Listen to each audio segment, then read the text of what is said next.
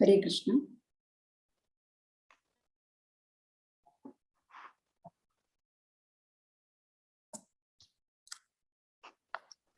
हरे कृष्ण. सक्कड भक्तवृंदांक एकादशीचे संपूर्ण भगवद्गीते पारायणाक भागवत पुराण कोंकणी टीमा तर्फे हृदयपूर्वक स्वागत करता.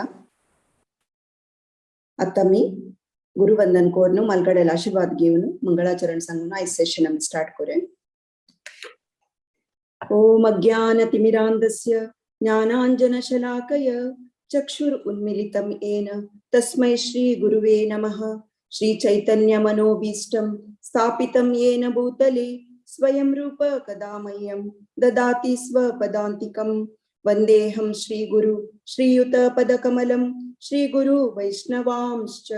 श्रीरूपं साग्रजातां सहगणा रघुनाथान्वितं सजीवं साद्वैतं सावधूतं परिजनसहितं श्रीकृष्ण चैतन्य देवं श्रीराधा कृष्ण पादान् सहगणा रघुनाथान्वितं सहगणा ललिता श्री विशाखान्वितं सजीवम्. हे कृष्णा करुणा सिंधो दीनबंधो जगत्पते गोपेशा गोपिका कांत राधा कांत नमोस्तुते. तप्त कांचन गौरांगी राधे वृंदावनेश्वरी वृषभानुसुते देवी प्रणमामि हरिप्रिये. वाञ्छाकल्पतरुभ्यश्च कृपा सिन्धुभ्य एव च पतितानां पावनेभ्यो वैष्णवेभ्यो नमो नमः. श्री कृष्ण चैतन्य प्रभु नित्यानंद श्री अद्वैत गदाधर वासादि गौर भक्त वृंद. हरे कृष्णा कृष्ण कृष्णा हरे हरे हरे रामा राम रामा हरे हरे. हरे कृष्णा कृष्ण कृष्णा हरे हरे हरे रामा राम रामा हरे हरे. हरे कृष्णा कृष्ण कृष्णा हरे हरे हरे रामा राम रामा हरे हरे. आज अश्वीज मासाचे शुक्ल पक्षाचे पापांकुश एकादशी. आयचे दिवस भक्तीन श्रद्धेन एकादशी व्रत कोरनु विष्णूला आराधन केलें वय जाल्यार आमगेल पाप पुराय नाशचत म्हणून सांगिल्लें आसा. आमगेल पाप मात नाही, आमगेल सगळे 10 पिळिगेचे पाप वरेक नाशचत म्हणून सांगिल्लें आसा शास्त्रांत. अंत आमी अर्थ कोण घेवेत एकादशी व्रताचे महत्व कितले आसा म्हणून आमी अर्थ कोण घेवेत. आता मी गीता महात्म्य सांगून आयचे पारायण स्टार्ट करे भगवद्गीतेचे. गीता शास्त्रमिदं पुण्यं यः पठेत् प्रयतः पुमान् विष्णो पदमवाप्नोति भयशोकादिवर्जितः. गीताध्ययनशीलस्य प्राणायामापरस्य च नैव सन्ति हि पापानि पूर्वजन्म कृतानि च. मलनिर्मोचनं पुंसां जलस्नानं दिने दिने सकृद्गीताम्बसि स्नानं संसारमलनाशनं. गीता सुगीता कर्तव्य किमनै शास्त्रविस्तरै या स्वयं पद्मनाभस्य मुखं पद्माद्विनिष्कृता. भारतामृत सर्वस्वं विष्णोर्वक्त्राद्विनिष्कृतं. गीता गंगोदकं पीत्वा पुनर्जन्म न विद्यते. सर्वोपनिषदो गावो दुग्धा गोपालनन्दनः. पार्थो वत्स सुधीर्भोक्ता दुग्धं गीतामृतं महत्. एकं शास्त्रं देवकी पुत्र गीतम् एको देवो देवकी पुत्र एव. एको मन्त्रस्तस्य नामानि यानि कर्मापेकं तस्य देवस्य सेवा. हरे कृष्ण. आज 6:45 आका एक राउंड हरे कृष्ण महामंत्र जप आसा. मागीर 8 घंट्याक एक जपा टॉक आसा. आज आमी एका अध्याय स्टार्ट करे भगवद्गीते पारायण. एका अध्याय अर्जुन विषाद योग सांगोक आमगेल उठासाची 1 to 23 श्लोक हेमापै माताजी आणि 24 to 46 श्लोक गायत्री माताजी. ओव्हर टू यू माताजी. हरे कृष्ण. हरे कृष्ण. ओम नमो भगवते वासुदेवाय. अथ प्रथमोऽध्याय अर्जुन विषाद योग. धृतराष्ट्र उवाच धर्मक्षेत्रे कुरुक्षेत्रे समवेतायुत्सवः मामका पाण्डवाश्चैव किम कुर्वन्य. संजय उवाच दृष्ट्वा तु पाण्डवानीकं व्यूढं दुर्योधनस्तदा आचार्यमुपसंगम्य राजा वचनं ब्रवीत्. पश्येतां पाण्डुपुत्राणाम् आचार्यं महती चमूं व्यूढां द्रुपदपुत्रेण तव शिष्येण धीमता अत्र शूरा महेश्वासा भीमार्जुन समायुधि युयुधानो विराटश्च द्रुपदश्च महारथः दृष्टकेतु चेकिताना काशीराजश्च वीर्यवान् शैबश्च नरपुङ्गवः युधामन्युश्च विक्रान्त उत्तमोदन् सौभद्र द्रौपदेयाश्च सर्व एव महारथाः अस्माकं तु विशिष्टा ये तानि बोध विद्विजोत्तम नायका मम सैन्यस्य संज्ञार्थ तान् ब्रवीमि ते भवान् भीष्मश्च कर्णश्च कृपश्च समितिञ्जयः अश्वत्थामा विकर्णश्च सौमदत्तिस्तथैव च अन्ये च बहवः शूरा मदर्थे व्यक्तजीविताः नानाशस्त्रप्रहरणाः सर्वे युद्धविशारदाः अपर्याप्तं तदस्माकं बलं भीष्मादिरक्षितं पर्याप्तं त्विदमेतेषां बलं भीमादिरक्षितम् वेदेषु सर्वेषु यथा भागमवस्थिताः भीष्ममेवाभिरक्षन् वर्व एव हि। तस्य संजयन हर्षं गुरुवृद्धः पितामहः सिंहनादं विनद्योच्चैः शङ्खं दद्मो प्रतापवान् तथा शङ्काश्च भैर्यश्च पणवानकगोमुखाः सह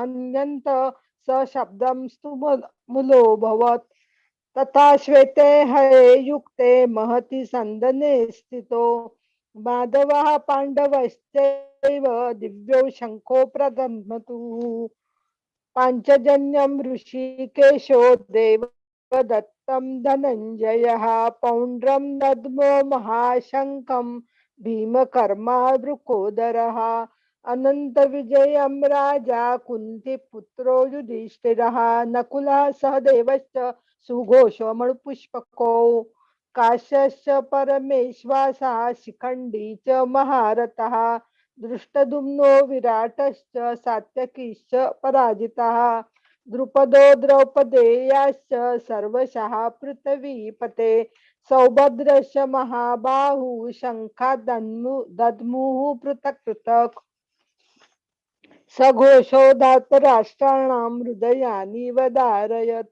नभश्च पृथिवीं चैव तु मूलो अभ्य अनुदादयन् व्यथ अथ व्यवस्थितान् दृष्ट्वा धार्तराष्ट्रान् कपिध्वजः प्रवृत्ते शस्त्रसम्पाते धनुरुद्यम्य पाण्डवः वृषिकेशं तदा वाक्यम् इदमाह महीपते अर्जुन उवाच सेनयोभयो मध्ये रथं स्थापय मे अच्युत यावदेता निरीक्षेऽहं योद्धुं कामान् अवस्थितान् कैर्मया स योध्यम् अहमस्मि रणं समुद्यमे योत्स्यमानाव नवेक्षहं य एतेऽत्र समागताः धार्तराष्ट्रस्य दुर्बुद्धे युद्धे प्रियचिकीर्षवः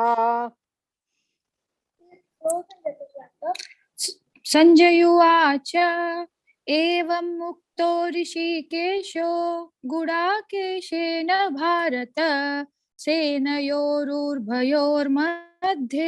स्थापयित्वा रथोत्तमं भीष्मद्रोणप्रमुखतः सर्वेषां च महीक्षिताम् उवाच पार्थ पश्यैतान् समवेतान् कुरुनिति तत्र पश्यत् स्थितान् पार्थ पितॄनत पितामहान् आचार्यान् मातुलान् भ्रात्रान् पुत्रान् पौत्रान् सखीस्तथा श्वशुरान् सुहृदश्चैव सेनयोरुभयोरपि तान् समीक्षत् स कौन्तेयः सर्वान् बन्धूनवस्थितान् कृपया परयाविष्टो विषीदन्निदमब्रवीत् अर्जुन उवाच दृष्ट्वेमं सृजनं कृष्ण युयुत्सं समुपस्थितं सिद्धन्ति मम गात्राणि मुखं च परिशुष्यति वेपतुश्च शरीरे मे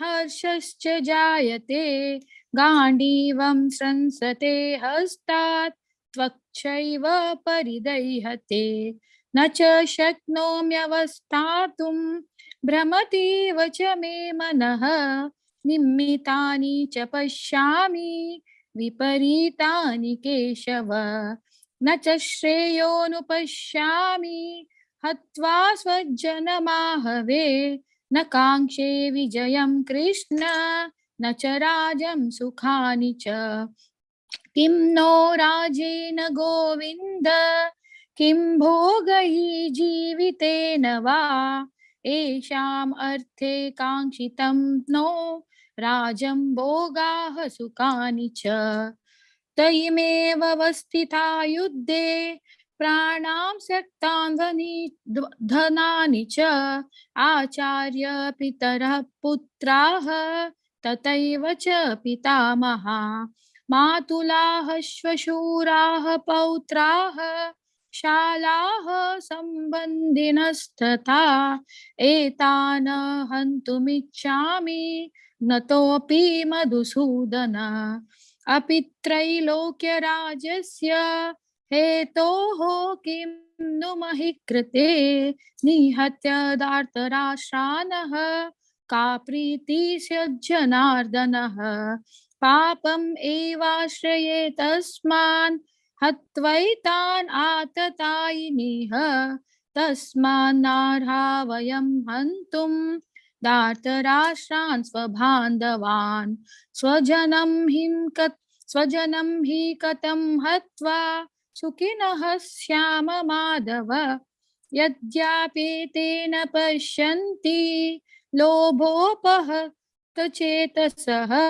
कुलक्षय कृतं दोषं मित्रद्रोहे च पातकम् कथं न ज्ञेयमस्माभिः पापादस्मात् निवर्तितुं कुलक्षय कृतं दोषं प्रपश्यद्धिर्जनार्दन कुलक्षये प्रणशन्ति कुलधर्मा सनातनाः धर्मे नष्टे कुलं कृष्णम् अधर्मोर्भिर्भवत्युत अधर्माभिभवात् कृष्ण प्रदुष्यन्ति कुलस्त्रियः स्त्रेषु दुष्टासु वार्षेयः जायते वर्णसङ्करः संकरो नरकायैव कुलज्ञानं कुलस्य च पतन्ति पितरो हेषां लुप्तपिण्डोदकक्रियाः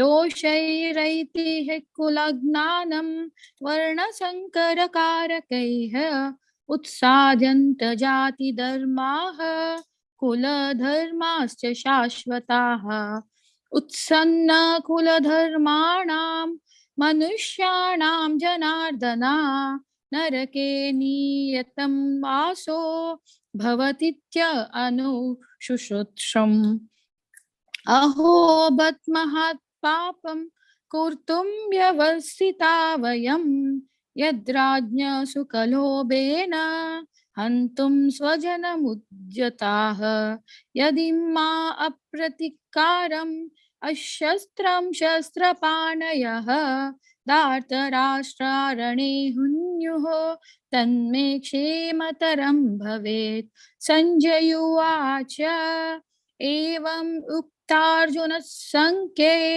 रतोपस्थ उपाविशेत् विसृज्य संशरं चापं शोकसंविघ्नमानसः ॐ ततस् इति श्रीमद्भगवद्गीतासु उपनिषत्सु ब्रह्मविद्यायां योगशास्त्रे कृष्णार्जुनसंवादे अर्जुनविषादयोगः नाम प्रथमोऽध्यायः। हरे कृष्णा कृष्णा कृष्णा हरे हरे हरे राम राम राम हरे हरे। हरे कृष्णा. हरी बोल हेमा माताजी भारी ऐकून सांगले तुम्ही अनंत अनंत धन्यवाद. तशी गायत्री माताजी मस्त रागानं मस्त खुशी झाली गायत्री भारी ऐकून सांगितलं अनंत अनंत धन्यवाद. आता दोन्ही अध्याय सांगू काम गेलो तसची सांख्य योग Her Grace Mathura Mataji 1 to 24 shlokas and Ganga Mataji 25 to 72 shlokas. Over to you, Mataji. Hare Krishna. Om Namo Bhagavate Vasudevaya. Om Namo Bhagavate Vasudevaya. Om Namo Bhagavate Vasudevaya. अथ द्वितीयोऽध्यायः सांख्य योगः श्लोक 1 संजय उवाच तं तथा कृपया विष्णुम् अश्रुपूर्णाकुलेक्षणं विषीदन्तम् इदं वाक्यम् उवाच मधुसूदनः श्रीभगवानुवाच कुतस्त्वाकश्मलम् इदं विषमे समुपस्थितम् अनार्यजुष्टमसर्ग्यं कीर्तिकरमर्जुन क्लेब्धमास्मगमा पार्थ नैतत्त्वयुपद्यते शूद्रं हृदय दौर्बल्यं रक्तोत्तिष्ठ परन्तपः गुरुन् हत्वा हि महानुभावान् श्रेयो भोक्तुं वक्ष्यमपीह लोके हत्वा तकामास्तु गुरूनिहैव भुञ्जीय भोगान् रुधिरप्रदिग्धान् न चैदत्त विद्मः कतरन्नो गरियो यत्वा जयेम यदि वा न जयेयुः यानेव हत्वा न जिजीविषामस् देव स्थिता प्रमुखे धार्तराष्ट्रः कार्पण्यदोषो बृहत्स्वभावः पृच्छामि त्वां धर्मसम्मूढचेतः यश्रेयसा निश्चितं ब्रूहि तन्मे शिष्यस्तेऽहं शाधिमां त्वां प्रपन्नम् न हि प्रपश्यामि मामापनुद्याद्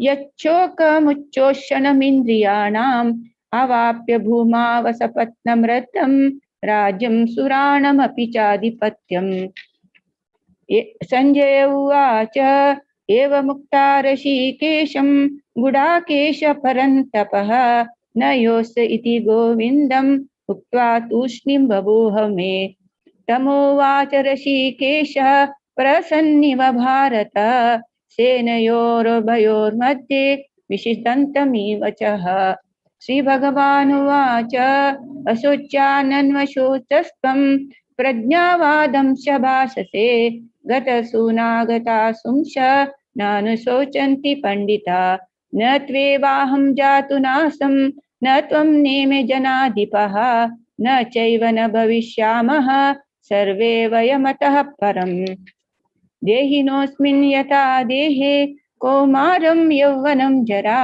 तथा देहान्तरप्राप्तिर्धीरस्तत्र न मुह्यति मात्रा स्पर्शासु कौन्तेय शीतोष्णसुखदुःखदः आगमापायिनो नित्यास्तां तितिक्षस्व भारतः यं हि न यतयेनेते पुरुषं पुरुषर्षभ समदुःखसुखं धीरं सो अमृतत्वाय कल्पते नासतो विद्यते भावो नाभावो विद्यते सतः उभयोरपि दृष्टो अन्यस्तन्ययोस्त्वत्तदर्शिभिः अविनाशी तु तद्विद्धि येन सर्वमिदं ततं विनाशमव्ययस्यास न कश्चित् कर्तुमर्हति अन्तवन्त इमे देहा नित्यसुक्ता शरीरिणः अनाशिनो अप्रमेयस्य तस्माद्युद्धस्व भारत येनं वेति हन्तारं यश्चैनं मन्यते हतम् उभौ तौ न विजानीतो नायं हन्ति न हन्यते न जायते म्रियते वा कदाचिन् नायं भूत्वा भविता न भूयः अजो नित्यशाश्वतोऽयं पुराणो न हन्यते हन्यमाने शरीरे वेदाविनाशिनं नित्यं येन मजम अव्ययं कथं स पुरुषः पार्थ खं घातयति हन्तिकम् वासांसि जीर्णानि यथा विहाय नवानि गृह्णाति नरोपराणि तथा शरीराणि विहाय जीर्णान्यानि संयाति नवानि देहि नैनं छिन्दन्ति शस्त्राणि नैनं दहति पावक न चैनं क्लेदयन्ताप्यो न शोषयति मारुतः अचेद्यो अयमद्योहो अयम् अक्लेद्यो अशोष एव च नित्य सर्वगतस्थानो अरचोलोऽयं सनातनः। हरे कृष्ण।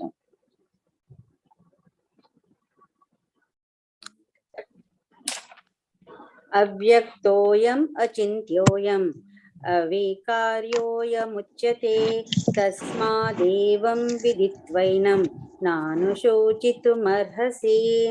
अत चैनं नित्यजातं नित्यं वा मन्यसे मृतं तथापि त्वं महाबाहो नैवं शोचितुमर्हसि।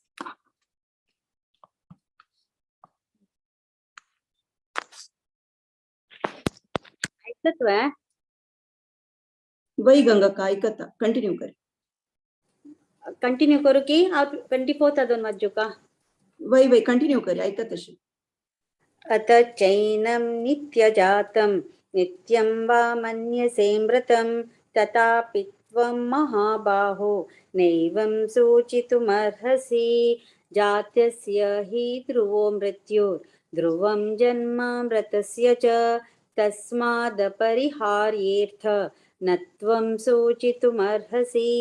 अव्यक्तादीनि भूतानि व्यक्तमद्यानि भारत अव्यक्तनिधनान्येव तत्र का परिदेवना।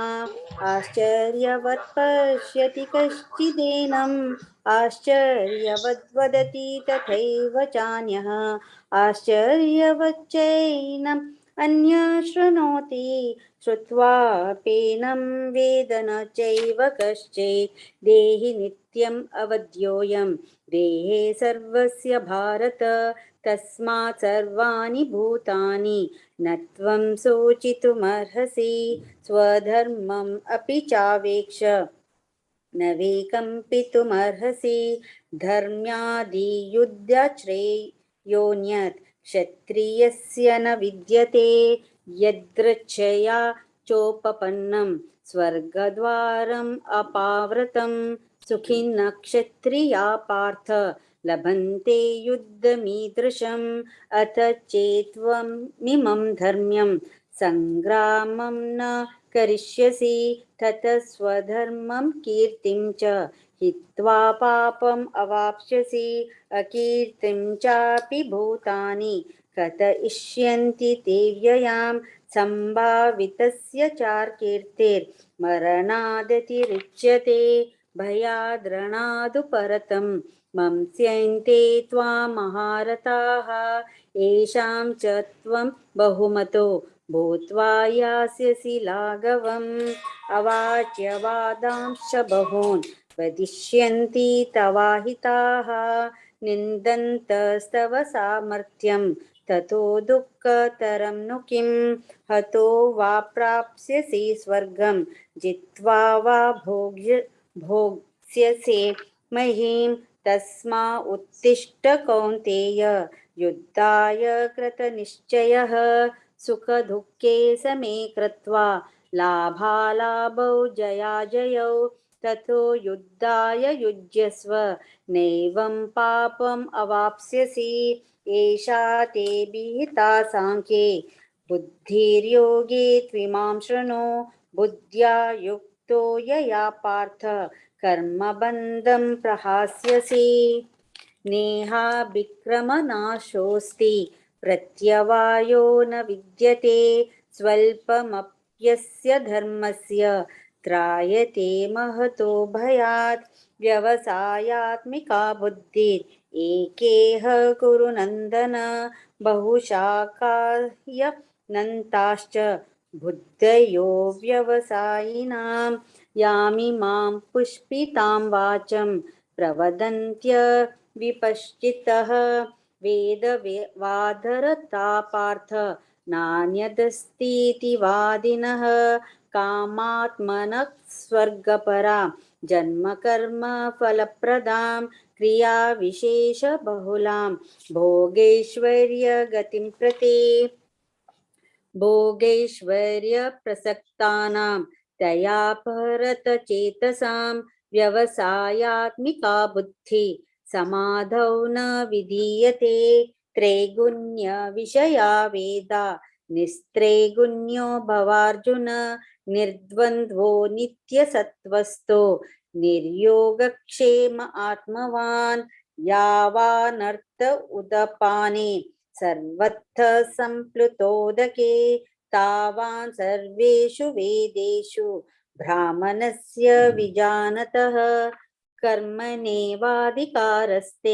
मा फलेषु कदाचन मा कर्म फलहेतुर्भो मा ते सङ्गोऽस्त्वकर्मणि योगस्थ कुरु कर्माणि सङ्गं त्यक्त्वा धनञ्जय सिद्ध्य सिद्ध्यो समो भूत्वा समत्वं योग उच्यते धूरेण ह्यवरं कर्म बुद्धियोगा धनञ्जय बुद्धौ शरणमन्विश्च कृपणा फलहेतवः बुद्धियुक्तो जहातीह उभे सुकृत दुष्कृते तस्माद् योगाय युज्यस्व योगकर्मसु कौशलं कर्मजं बुद्धियुक्ता हि फलं त्यक्त्वा मनीषिणः जन्मबन्धविनिर्मुक्ताः पदं गच्छन्त्यनामयम् यदा ते मोहकलिलं बुद्धिर्व्यतितरिष्यति तदा गन्तासि निर्वेदं श्रोतव्यस्य श्रुतस्य च श्रुतिविप्रतिपन्ना ते यदा स्थास्यति निश्चला समाधावचला बुद्धिस्तदा योगम् अवाप्स्यसि। अर्जुन उवाच स्थितप्रज्ञस्य का भाषा समाधिस्तस्य केशव स्थितधि किं प्रभाषेत किमासीत व्रजेत किम्। श्री भगवान् उवाच प्रजहाति यदा कामान् सर्वान् पार्थ मनोगतान् आत्मनेवात्मना तुष्ट स्थितप्रज्ञस्तदोच्यते दुःखेष्वनुद्विग्नमना सुखेषु विगतस्पृहः वीतरागभयक्रोध स्थितधीर्मुनिरुच्यते यः सर्वत्रानभिस्नेहस्तत्तत् प्राप्य शुभाशुभं नाभिनन्दति न त्वेष्टि तस्य प्रज्ञा प्रतिष्ठिता। यदा संहरते चायं कूर्मोऽङ्गानीव सर्वशः इन्द्रियाणीन्द्रियार्थेभ्यस्तस्य प्रज्ञा प्रतिष्ठिता विषया विनिवर्तन्ते निराहारस्य देहिनः रसवर्जं रसोऽप्यस्य परं दृष्ट्वा निवर्तते यतथोऽयपि कौन्तेय पुरुषस्य विपश्चितः इन्द्रियाणि प्रमाथीनि हरन्ति प्रसभं मनः तानि सर्वाणि संयम्य युक्त आसीत मत्परः वशे हि यस् इन्द्रियाणि तस्य प्रज्ञा प्रतिष्ठिता ध्यायतो विषयान् पुंस सङ्गस्तेषुपजायते संगात् संजायते काम कामात् क्रोधोऽभिजायते क्रोधात् भवति सम्मोह सम्मोहात् स्मृतिविभ्रमः स्मृतिभ्रंशात् बुद्धिनाशो बुद्धिनाशात् प्रणश्यति रागद्वेष विमुक्तेस्तु विषयन्निन्द्रियैश्चरन् आत्मवश्यैर्विधेयात्मा प्रसादम् अधिगच्छति प्रसादे सर्वदुःखानां हानिरस्योपजायते प्रसन्नचेतसो ह्याशु बुद्धिपर्यवतिष्ठते नास्ति बुद्धिरयुक्तस्य न चायुक्तस्य भावना न चाभावयतः शान्तिर् अशान्तस्य कुतः सुखम् इन्द्रियाणां हि चरतां यन्मनो विधीयते तदस्य हरति प्रज्ञां वायुर्नावम् इवाम्भसि तस्माद्यस्य महाबाहो निगृहीतानि सर्वशः इन्द्रियाणीन्द्रियार्थेभ्यस्तस्य प्रज्ञा प्रतिष्ठिता या निशा सर्वभूतानां तस्यां जागर्ति संयमी यस्यां जागृति भूतानि सा निशा पश्यतो मुनेः अपूर्यमानम् अचल प्रतिष्ठं समुद्रमाप प्रविशन्ति यद्वत् तद्वत् कामायं प्रविशन्ति सर्वे न शान्तिमाप्नोति न कामकामी विहाय कामान् यः सर्वान् पुमांश चरति निःस्पृहः निर्ममो निरहङ्कार स शान्तिमधिगच्छति एषा भ्रामि स्थितिः पार्थ नैनां प्राप्य विमुह्यति स्थित्वा स्यामन्तकालेऽपि ब्रह्मनिर्वाणं रक्षति। ॐ तत्सत् इति श्रीमद्भगवद्गीतासु उपनिषत्सु ब्रह्मविद्यायां योगशास्त्रे श्रीकृष्णार्जुन संवादे सांख्ययोगो नाम द्वितीयोऽध्यायः। हरे कृष्णा कृष्ण कृष्णा हरे हरे हरे राम राम राम हरे हरे। हरे कृष्ण। अनंत धन्यवाद मधुरा माताजी तुमका तुमगे तसं सिनियर डिवोटी तकून भगवद्गीते श्रवण करचे आमगेले हो भाग्य अनंत धन्यवाद मस्त ऐकून सांगितलंस तुम्ही धन्यवाद माताजी। तशी गंगा माताजी त्यांनी नवे शिकून आता सांगता सची श्लोक भारी खुशी दिसता। गंगा माताजी हंगा अबुधाबींतो आमगेल सकट जन आमगेल चेडू आमकां पुरा विष्णू सहस्रनाम ललिता सहस्रनाम आणि रामरक्षा स्तोत्र सकट तांणी शिकयले आमकां आमगेल गुरु तांणी हंगा अबुधाबींतो तांणी कुडुंबामू तांगेले हस्बंड तशी तांकां गंगाका तूं भारी लायकोन सांगले गंगाका आत्ता शिकून सांगता अशें आमकां मेर्त कोण घेता आमगेल मेटेरियल इच्छे पुरे कसं नसल्यार एक लिमिटेड असता आमगेल कर्मा अनुसार आमकां मेळटा जाल्यार आमगेले स्पिरिच्युअल डिझायर आमकां सिक्का म्हणून भगवद्गीते सिक्का म्हणून सगळं आमकां मनांत आशिल्लें ताका समजावन हे भागवत पुराण कोंकणी टिमान एक आमकां एक अवकाश दिलेलो आसा त्या नेवनार पुरे जन नवे नवे चॅप्टर शिकून सांगू प्रयत्न करता आसाची हांव एक भारी खुशी विशय आनी चांटिंग ग्रुपान तूं आसाची गंगाका आनी कीर्तना क्लासान तूं आसाची आनी धन्यवाद गंगाका धन्यवाद। आता तिन्ही अध्याय कर्मयोग सांगू आमगेल उठासाची हरग्रेस गौरी भट माताजी आणि राधिका भाऊ माताजी ओव्हर टू यू माताजी। हरे कृष्ण हरे कृष्ण हरे कृष्ण। ओम श्री कृष्ण परमात्मने नमः। अतः कर्मयोगो नाम तृतीयोऽध्यायः। अर्जुन उवाच जायसी चेत् कर्मणस्ते मता बुद्धिजनार्दन तत् किं कर्मणि घोरे मां नियोजयसि केशव। व्यामिश्रेणेव वाक्येन बुद्धिं मोहयसीव मे तदेकं वद निश्चित्य येन श्रेयोऽहमाप्नुया।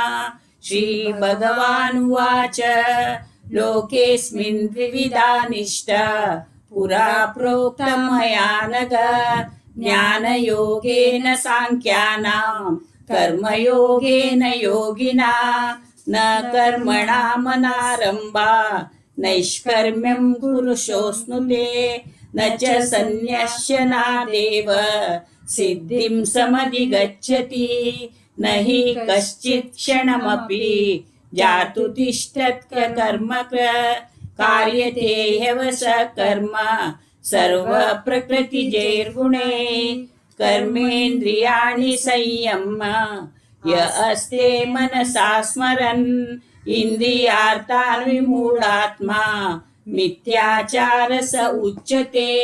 यस्त्विन्द्रियाणि मनसा नियम्यारभतेऽर्जुन कर्मेन्द्रियं कर्मयोगम् असक्तं स विशिष्यते।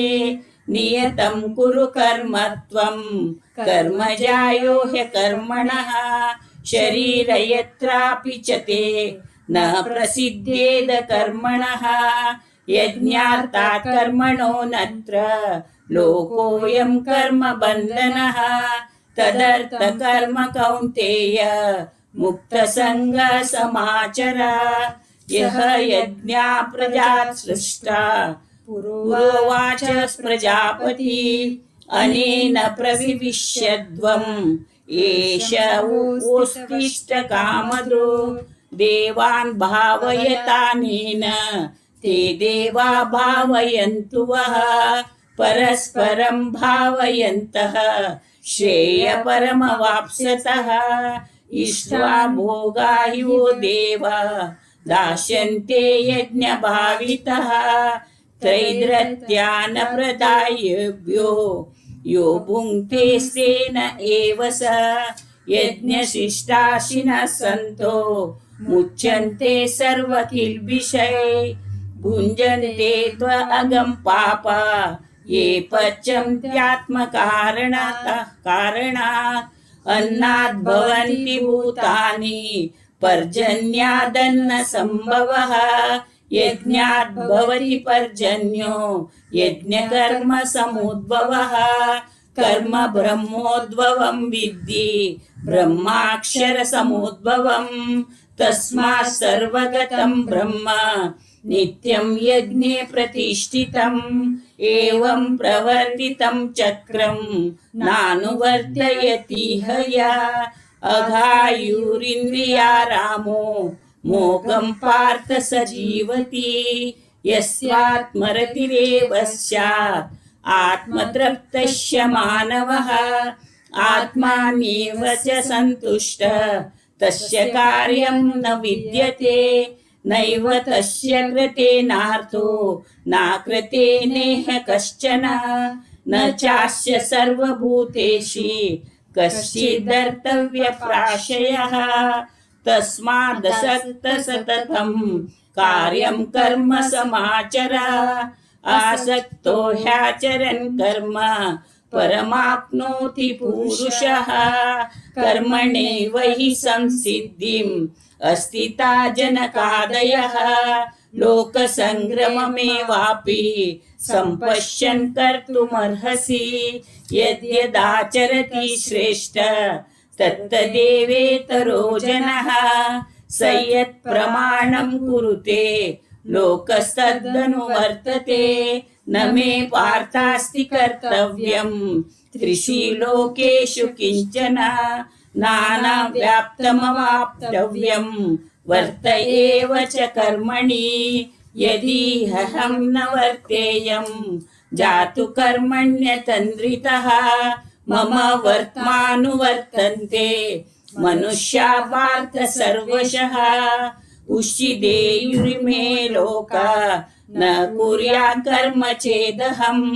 शङ्करस्य च कर्ता सा उपहन्यामि वा प्रजः सक्ता कर्मण्य विद्वांसो यथा कुर्वन्ति भारत कुर्याद् विद्वांस्तथा सक्तः चक्षुषु लोकसङ्ग्रहं न बुद्धिभेदं जनये अज्ञानां कर्मसङ्गिना जोषये सर्वकर्माणि विद्वान् युक्तसमाचरन् प्रकृते क्रियमाणानि गुणे कर्माणि सर्वशः अहंकार विमूढात्मा कर्ताहमिति मन्यते तत्त्ववित्तु महाबाहो गुणकर्म विभागयो गुणा गुणेषु वर्तन्त इति मत्वा न सज्जते प्रकृते गुणसम्मूढा सञ्जन्ते गुणकर्मसु तानु कृष्णविदो मन्दान् कृष्णविन्न विचालये मयि सर्वाणि कर्माणि सन्न्यस्याध्यात्मचेतसा निराशी निर्ममो भूत्वा युद्धस्व विगतज्वरा ये मे मेतविदं नित्यम् अनुतिष्ठन्ति मानवा श्रद्धावन्तानुसूयन्तो मुच्यन्ते तेऽपि कर्मभिः ये त्वे तदभ्यसूयन्तो नानुतिष्ठन्ति मे मतम् सर्वज्ञा विमूढांस्तान् विद्धि नष्टान् चेतसा सदृशं चेष्टते स्वस्या प्रकृते ज्ञानवानपि प्रकृतिं यान्ति भूतानि निग्रह किं करिष्यति इन्द्रियस्येन्द्रियस्यार्थे रागद्वेषो व्यवस्थितो तयोर्न वशमागच्छे तौ ह्यस्य परिपन्थिनो श्रेयान् श्रेयान् स्वधर्मो विगुणा परधर्मा स्वनुष्ठिता स्वधर्मे निधनं श्रेयः परधर्मो भयावः। अर्जुन उवाच अथ केन प्रयुक्तोऽयं पापं चरति पूरुषः अनिश्चनपि वाष्णेय बलादिव नियोजितः। श्रीभगवानुवाच काम एष क्रोध एष रजोगुणसमुद्भवः महासनो महापाप्म्या विद्येनमिह वैरिणम् धूमेनाम्रियते वह्निः यथादर्शो मलेन च यतोल्बेनावृतो गर्भः तथा तेनेदमावृतम् आवृतं ज्ञानमेतेन ज्ञानिनो नित्यवैरिणा कामरूपेण कौन्तेय दुष्प्रेरणेनानलेन च इन्द्रियाणि मनोबुद्धि अस्याधिष्ठानमुच्यते एतैर्विमोहयत्येषः ज्ञानमावृत्य देहिनम् तस्माद्वमिन्द्रियाण्यौदो नियम्य भरतर्षभ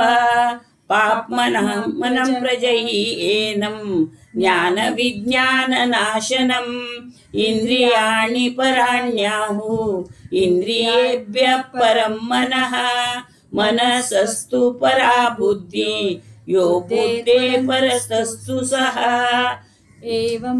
एवं बुद्धे परं वद्या सस्तभ्यात्मानमात्मनः जहि शत्रुं महाभावो कामरूपं दुरासदम्। ओम तत्सदिति श्रीमद्भगवद्गीतासु उपनिषत्सु ब्रह्मविद्यायां योगशास्त्रे कर्मयोगो नाम तृतीयोऽध्यायः। श्रीकृष्णार्पणमस्तु। हरे कृष्ण। हरे कृष्ण। हरि बोल माताजी. बारी लायक स्पष्ट जावन ऐकूच लायक जालें माताजी. तुमगेलो टू आमकां ओटू सांगू कೈ लायक जालें.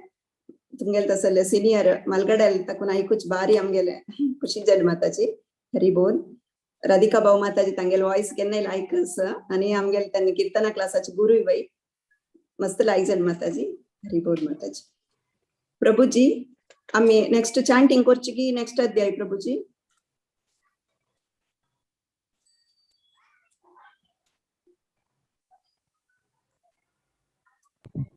हरे कृष्णा. माधव चरण प्रभुजी तुम्ही रेडी आस म्हणजे जाल्यार चॅन्टिंग करूया आता.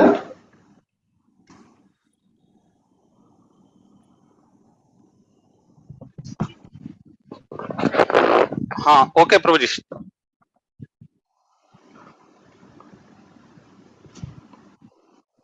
किरण कृष्ण प्रभू.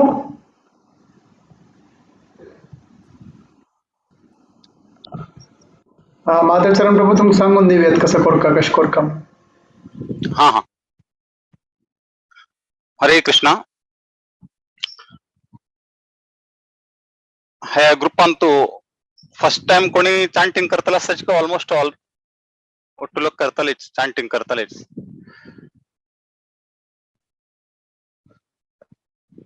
फर्स्ट टाइम कोणी ना न्हय असच प्रभुजी. ಕೆಲವು ಜನ ಚಾಂಟಿಂಗ್ ಗ್ರೂಪ್ ಕೆಲವು ಜನ असतात ना.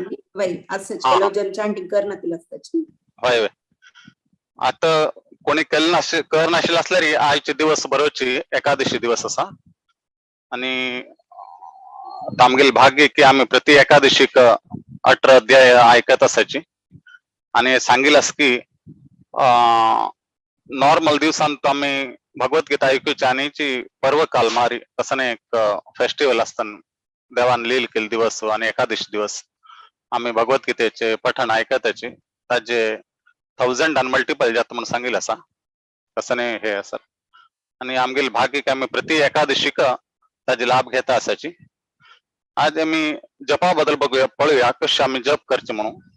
माळे आम्ही अशी माळ असा ते एक साइडला 6 मणी असायची आणि एक साइड ओड मणी असा आणि मध्ये कृष्ण मणी म्हणून असा. हांगच्यान आम्ही स्टार्ट केले री हे 3 बोट असा पळय आम्ही हे करता एक बोट आम्ही भायर दवरताचे कसल्याक मारी हे धार्मिक हांतू वर्ज्य म्हणून केल्ले आसा हे बोट हे मध्य दवरल्यारी थैली मध्य दवरल्यारी ते चुकून हांग लागताले म्हणून आम्ही हांतूतल्यान भायर काडताची एक ताका गोमुख हे आसा तातूंतल्यान आमी ते बोट भायर दवरताची आणि जप करताना आम्ही फर्स्ट 3 वेळे पंचतत्व मंत्र म्हणताची कित्याक की म्हळ्यार आम्ही कितले आम्ही श्रद्धेन जप करचे गेले की आमगेल्या मनांत ना कसले विचार येता उरता आणि ते अपराध जावचेना भगवंताला जप करताना ते अपराध जाल्ले बाय चान्स ते भगवंताले पंचतत्व जे आहे तांणी एकदम दयालू भगवंताला रूप आसा भगवंताला वेगवेगळे तत्व आसाची 5 तत्व आसाची आणि ते इतले दयाळू की कलियुग आसा तरी आणि तांगेले नाव आम्ही घेतले निमित्त आम्ही मुखार आम्ही ते जप करता आसत तांत आमगेली कसलेची चूक जाल्यारी तांना आमकां ते हे करताची क्षम करताची म्हणून तांगेले ते 3 वेळे फर्स्ट आम्ही जप चाल करताना नॉर्मली 3 वेळे घेवक म्हणून आसा आणि प्रति राउंड आम्ही स्टार्ट करताना 3 वेळे घेवयतना ऍटलिस्ट 1 वेळ तरी आम्ही पंचतत्व नामाचे जप करका प्रति राउंडाक आणि जी मोस्टली हांव हरिदास ठाकूर नाव पण घेता कसल्याक म्हाका तांकां चैतन्य महाप्रभून नामाचारी म्हणून हे दिल्ले आसा कसल्याक म्हाका तांणी पुरा 24 तास भगवंताला नामस्मरण करता आशिल्ले आणि तांगेले नाव घेतले निमित्त तांगेले बी आमकां एक आशीर्वाद आमकां मेळटा जप करताना म्हणून आमी तांगेले नाव बी घेवयता आणि अशें आमी जप स्टार्ट करिता आणि म्हण बीची एक जाली की अशी आम्ही क्लॉकवाईज हे करका फिरायत जावका हरे कृष्णा कृष्ण कृष्ण हरे हरे ताजे नंतर पूर्ण मंत्र जाल्या नंतर आम्ही दुसरे म्हणीक वचता हरे कृष्णा कृष्ण कृष्ण हरे हरे हरे राम राम राम हरे हरे जाल्या नंतर तिसरे म्हणी वचका अशें आमी कंटिन्यू करका आणि कंप्लीट म्हण जाल्या नंतर परत आम्ही होड म्हणी कणायले नंतर होड म्हणी घेवका परत आणि थंयच्यान आमी कंटिन्यू करचा ना मुखार अशी ताका फिरान घेवन होड म्हणीच्यान स्टार्ट करका आमी आतां स्टार्ट केल्ले सान म्हणीच्यान सेकंड राउंड आमगे स्टार्ट जाता होड म्हणीच्यान थर्ड राउंड परत चाल जाता सान म्हणीच्यान अश्यो आमी हे करका राउंड चेंज करताना हे एक जाले आणि दुसरे कसं की मारी जप ऑलमोस्ट आमगेले 7 मिनिटाचे आमगेले हे आसा ऑलमोस्ट एवरेज टायमिंग म्हणून सांगिल्ले आसा कसल्याक सुमार लोक एकदम फास्ट म्हणता होताचे फास्ट म्हणताना आमगेले वर्डिंग मिस जावचे ना तांची आमकां कळना सुरवातीक आमकां म्हणताची कडकडेरी वर्डिंग मिस जाता आणि ताजे पूर्ण फायदो लाभ आमकां मेळना ताजे खातीर ताका ऑलमोस्ट आमी टायमिंग दवर न्हू 7 मिनिट्स अंतू आमकां एक राउंड जप जावका ते लेखान आमी केल्यारी आमगेले 16 राउंड ऑलमोस्ट 2 तासांत आमगेले कंप्लीट जाता आणि त्या लेखानच आमी करका एकदम स्पिडान बी वचचे ना एकदम स्पिडान गेल्यार आमकां वर्ड्स मिस जावचे चान्स उरता आणि एकदम स्लो गेल्यार आमकां कॉन्सन्ट्रेशन उरना आणि न्हीद येवचे चान्स उरता ताजे खातीर आमी ते एक लेवलार एकदम 7 मिनिट्साच्या लेवलार 2 तासांत आमगेले तो कंप्लीट जावका ते लेखानच आमी एवरेज हे करका आणि मध्य आमगेले जप करताना आमकां मणी वय आमगेले काउंटिंग बीट्स म्हणून आसाचे हांगा आमी प्रति हे केल्या नंतर काउंटिंग बीट्स लावताचे आणि ते एक काउंट करता वताचे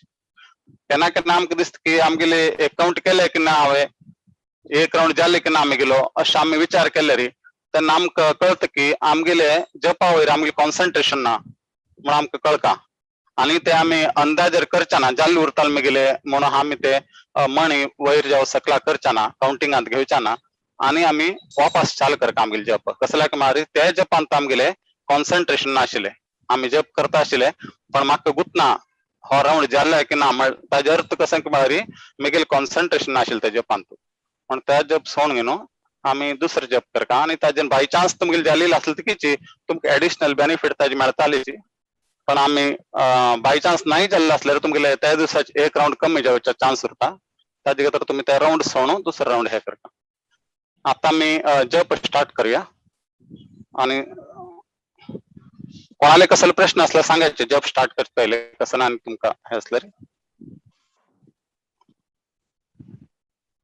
हरे नाही कृष्ण दिला आम्ही प्रभू. जप स्टार्ट. हा हा हरे कृष्ण प्रभूजी. ऍक्च्युली आमगेल मणी एक सांत ओडिना इक्वल असो दोन्ही मणी तो ते कशी ता तशी उरली म्हणत ना तंत्र ना पण एक म्हणी आमका हजेन थोडे कळत आमका आता आम्ही सान म्हणीन चाल केले नेक्स्ट टाइम आमका कळता हा आम प्रॉपर आम्ही राऊंड हे फिरायचं सच म्हणून कळता अशी ताजे तरी मोस्टली दिले त्यांनी कसं लाग नेक्स्ट टाइम आम्ही फिरायताना हांगच्यान गेले नाही आम्ही हांग चेंज केले आम कळत आमका अशी गोड म्हणी सान म्हणी बी दिले त्यांनी ऑलमोस्ट उरतान तू चलरी कंचे कंचांच उरनाश ओके ओके ओके प्रभू. दीक्षा म्हणी तर ऑलमोस्ट उरताची दीक्षा गेल्यानंतर देताची पण ऑलमोस्ट उरताश. ओके. हरे कृष्ण प्रभूजी. हरे कृष्ण. चांट करताना व्हिडिओ ऑन करून दवर याची.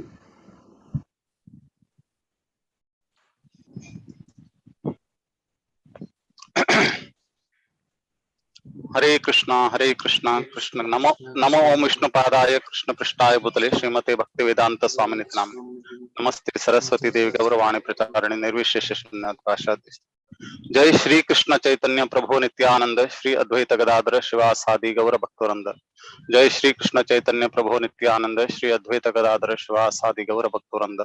जय श्री कृष्ण चैतन्य प्रभु नित्यानंद श्री अद्वैत गदाधर शिवासादि गौर भक्तवृंद. नामाचार्य श्री लहरिदास ठाकुर की जय. हरे कृष्णा कृष्ण कृष्ण हरे हरे हरे राम राम राम हरे हरे. हरे कृष्णा कृष्ण कृष्ण हरे हरे हरे राम राम राम हरे हरे. हरे कृष्णा कृष्ण कृष्ण हरे हरे हरे राम राम राम हरे हरे. हरे कृष्णा कृष्ण कृष्ण हरे हरे हरे राम राम राम हरे हरे. हरे कृष्णा कृष्ण कृष्ण हरे हरे हरे राम राम राम हरे हरे. हरे कृष्णा कृष्ण कृष्ण हरे हरे हरे राम राम राम हरे हरे. हरे कृष्णा कृष्ण कृष्ण हरे हरे हरे राम राम राम हरे हरे. हरे कृष्णा कृष्ण कृष्ण हरे हरे हरे राम राम राम हरे हरे. हरे कृष्णा कृष्ण कृष्ण हरे हरे हरे राम राम राम हरे हरे. हरे कृष्णा कृष्ण कृष्ण हरे हरे हरे राम राम राम हरे हरे. हरे कृष्णा कृष्ण कृष्ण हरे हरे हरे राम राम राम हरे हरे. हरे कृष्णा कृष्ण कृष्ण हरे हरे हरे राम राम राम हरे हरे. हरे कृष्णा कृष्ण कृष्ण हरे हरे हरे राम राम राम हरे हरे. हरे कृष्णा कृष्ण कृष्ण हरे हरे हरे राम राम राम हरे हरे. हरे कृष्णा कृष्ण कृष्ण हरे हरे हरे राम राम राम हरे हरे. हरे कृष्णा कृष्ण कृष्ण हरे हरे हरे राम राम राम हरे हरे. हरे कृष्णा कृष्ण कृष्ण हरे हरे हरे राम राम राम हरे हरे. हरे कृष्णा कृष्ण कृष्ण हरे हरे हरे राम राम राम हरे हरे. हरे कृष्णा कृष्ण कृष्ण हरे हरे हरे राम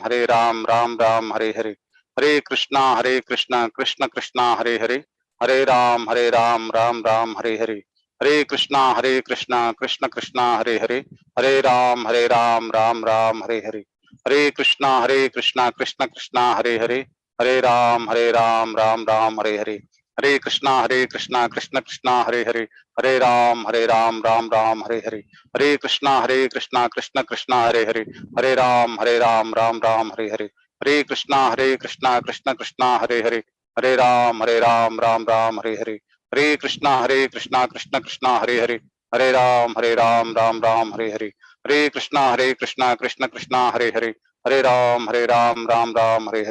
हरे कृष्णा कृष्ण कृष्ण हरे हरे हरे राम राम राम हरे हरे. हरे कृष्णा कृष्ण कृष्ण हरे हरे हरे राम राम राम हरे हरे. हरे कृष्णा कृष्ण कृष्ण हरे हरे हरे राम राम राम हरे हरे. हरे कृष्णा कृष्ण कृष्ण हरे हरे हरे राम राम राम हरे हरे. हरे कृष्णा कृष्ण कृष्ण हरे हरे हरे राम राम राम हरे हरे. हरे कृष्णा कृष्ण कृष्ण हरे हरे हरे राम राम राम हरे हरे. हरे कृष्णा कृष्ण कृष्ण हरे हरे हरे राम राम राम हरे हरे. हरे कृष्णा कृष्ण कृष्ण हरे हरे हरे राम राम हरे. हरे राम राम राम हरे हरे. हरे कृष्णा कृष्ण कृष्ण हरे हरे हरे राम राम राम हरे हरे. हरे कृष्णा कृष्ण कृष्ण हरे हरे हरे राम राम राम हरे हरे. हरे कृष्णा कृष्ण कृष्ण हरे हरे हरे राम राम राम हरे हरे, हरे कृष्णा कृष्ण कृष्णा हरे हरे, हरे राम राम राम हरे हरे, हरे कृष्णा कृष्ण कृष्णा हरे हरे, हरे राम राम राम हरे हरे, हरे कृष्णा कृष्ण कृष्णा हरे हरे, हरे राम राम राम हरे हरे, हरे कृष्णा कृष्ण कृष्णा हरे हरे, हरे राम राम राम हरे हरे, हरे कृष्णा कृष्ण कृष्णा हरे हरे, हरे राम राम राम हरे हरे, हरे कृष्णा कृष्ण कृष्णा हरे हरे, हरे राम राम राम हरे हरे, हरे कृष्णा कृष्ण कृष्णा हरे हरे, हरे राम राम राम हरे हरे, हरे कृष्णा कृष्ण कृष्णा हरे हरे, हरे राम राम राम हरे हरे, हरे कृष्ण कृष्ण कृष्णा हरे हरे, हरे राम राम राम हरे हरे, हरे कृष्ण कृष्ण कृष्णा हरे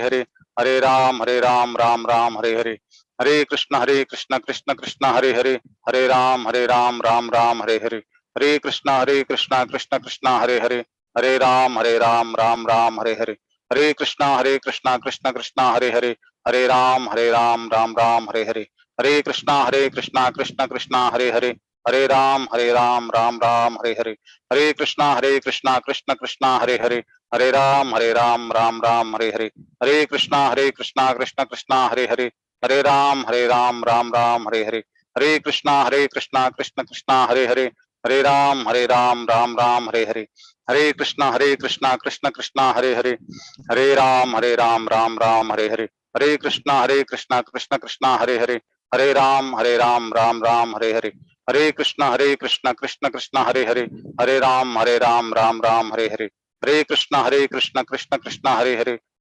हरे राम राम राम हरे हरे, हरे कृष्ण कृष्ण कृष्णा हरे हरे, हरे राम राम राम हरे हरे, हरे कृष्ण कृष्ण कृष्णा हरे हरे, हरे राम राम राम हरे हरे, हरे कृष्ण कृष्ण कृष्णा हरे हरे, हरे राम राम राम हरे हरे, हरे कृष्ण कृष्ण कृष्णा हरे हरे, हरे राम राम राम हरे हरे, हरे कृष्ण कृष्ण कृष्णा हरे हरे, हरे राम राम राम हरे हरे, हरे कृष्ण कृष्ण कृष्णा हरे हरे, हरे राम राम राम हरे हरे, हरे कृष्ण कृष्ण कृष्णा हरे हरे, हरे राम राम राम हरे हरे, हरे कृष्ण कृष्ण कृष्णा हरे हरे, हरे राम राम राम हरे हरे, हरे कृष्ण कृष्ण कृष्णा हरे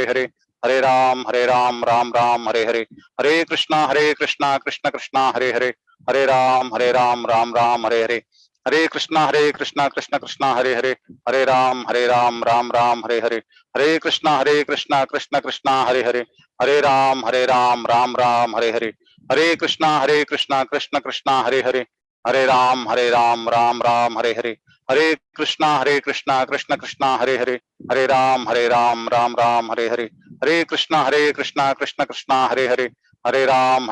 राम राम हरे हरे, हरे कृष्ण कृष्ण कृष्णा हरे हरे, हरे राम राम राम हरे हरे, हरे कृष्ण कृष्ण कृष्णा हरे हरे, हरे राम राम राम हरे हरे, हरे कृष्ण कृष्ण कृष्णा हरे हरे, हरे राम राम राम हरे हरे, हरे कृष्ण कृष्ण कृष्णा हरे हरे, हरे राम राम राम हरे हरे, हरे कृष्ण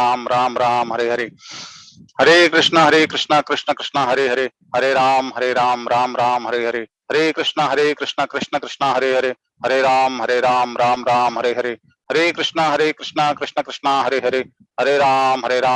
कृष्ण कृष्ण कृष्णा हरे हरे, हरे राम राम राम हरे हरे, हरे कृष्ण कृष्ण कृष्णा हरे हरे, हरे राम राम राम हरे हरे, हरे कृष्ण कृष्ण कृष्णा हरे हरे, हरे राम राम राम हरे हरे, हरे कृष्ण कृष्ण कृष्णा हरे हरे, हरे राम राम राम हरे हरे, हरे कृष्ण कृष्ण कृष्णा हरे हरे, हरे राम राम राम हरे हरे, हरे कृष्ण कृष्ण कृष्णा हरे हरे, हरे राम राम राम हरे हरे, हरे कृष्ण कृष्ण कृष्णा हरे हरे, हरे राम राम राम हरे हरे, हरे कृष्ण कृष्ण कृष्णा हरे हरे, हरे राम राम राम हरे हरे, हरे कृष्ण कृष्ण कृष्णा हरे हरे, हरे राम राम राम हरे हरे, हरे कृष्ण कृष्ण कृष्णा हरे हरे, हरे राम राम राम हरे हरे, हरे कृष्णा कृष्ण कृष्ण हरे हरे, हरे राम राम राम हरे हरे, हरे कृष्णा कृष्ण कृष्ण हरे हरे, हरे राम राम राम हरे हरे, हरे कृष्णा कृष्ण कृष्ण हरे हरे, हरे राम राम राम हरे हरे, हरे कृष्णा कृष्ण कृष्ण हरे हरे, हरे राम राम राम हरे हरे, हरे कृष्णा कृष्ण कृष्ण हरे हरे, हरे राम राम राम हरे हरे, हरे कृष्णा कृष्ण कृष्ण हरे हरे, हरे राम राम राम हरे हरे, हरे कृष्णा कृष्ण कृष्ण हरे हरे, हरे राम राम राम हरे हरे, हरे कृष्णा कृष्ण कृष्ण हरे हरे, हरे राम राम राम हरे हरे, हरे कृष्णा कृष्ण कृष्ण हरे हरे, हरे राम राम राम हरे हरे, हरे कृष्णा कृष्ण कृष्ण हरे हरे, हरे राम राम राम हरे हरे, हरे कृष्णा कृष्ण कृष्ण हरे हरे, हरे राम राम राम हरे हरे, हरे कृष्णा कृष्ण कृष्ण हरे हरे, हरे राम राम राम हरे हरे, हरे कृष्णा कृष्ण कृष्ण हरे हरे, हरे राम राम राम हरे हरे, हरे कृष्णा कृष्ण कृष्ण हरे हरे, हरे राम राम राम हरे हरे, हरे कृष्णा कृष्ण कृष्ण हरे हरे, हरे राम राम राम हरे हरे, हरे कृष्णा कृष्ण कृष्ण हरे हरे, हरे राम राम राम हरे हरे, हरे कृष्णा कृष्ण कृष्ण हरे हरे, हरे राम राम राम हरे हरे, हरे कृष्णा कृष्ण कृष्ण हरे हरे, हरे राम राम राम हरे हरे, हरे कृष्णा कृष्ण कृष्ण हरे हरे, हरे राम राम राम हरे हरे, हरे कृष्णा कृष्ण कृष्ण हरे हरे, हरे राम राम राम हरे हरे, हरे कृष्णा कृष्ण कृष्ण हरे हरे, हरे राम राम राम हरे हरे। श्री जय श्री कृष्ण चैतन्य प्रभु नित्यानंद, श्री अद्वैत गदाधर शिवासादि गौर भक्तवृंद, श्री नामाचार्य हरिदास ठाकुर की जय।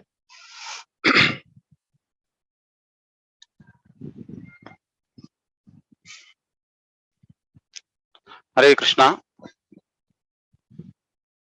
जप करताना दोळे आम्ही धांपल्यारी, एक आम्ही भगवंताले चरणावरी लक्ष दिविता दोळ धांपिल दोळ्याना, आणि ची नाही जाल्यार आम हरे कृष्ण मंत्र आम्ही दोळे धांपून आमगे लक्ष ते हरे कृष्ण मंत्रावरी दवरिता.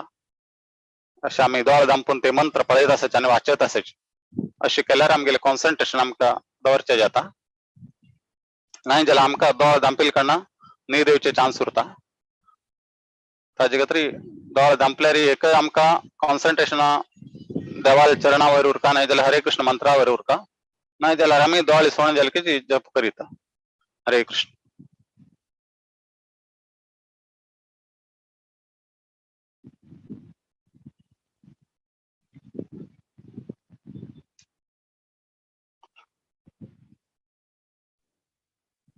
हरे कृष्ण प्रभूजी, अनंत अनंत धन्यवाद. मस्त लायक जाल्ले तुमगे वॉइस इतली डिवायन आशिल्ली. खंयची एक लोका गेला वरी जाल्ले, मन मस्त एक राउंड करची भितर मन तृप्ती जाली प्रभूजी. आमी केन्नाची की फास्ट वताची तितले एक हें जायना. आज मस्त लायक जाली प्रभूजी, अनंत अनंत धन्यवाद. आणि कोण हरे कृष्ण. फास्ट हांव जालें की पयलीं फास्ट करता आशिल्लो, पण फास्ट केल्या नंतर म्हाका बी अनुभव जाल्लो आसा.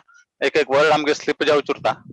ताजे खातीर स्लो केल्यार थोडे आमी 25-30 राउंड करनाशिल्ले 16 राउंडच केले की प्रॉपर आमी टाइम एडजस्ट करून प्रॉपरली केल्यार ताजे बेनिफिट आमकां बरें मेळटा.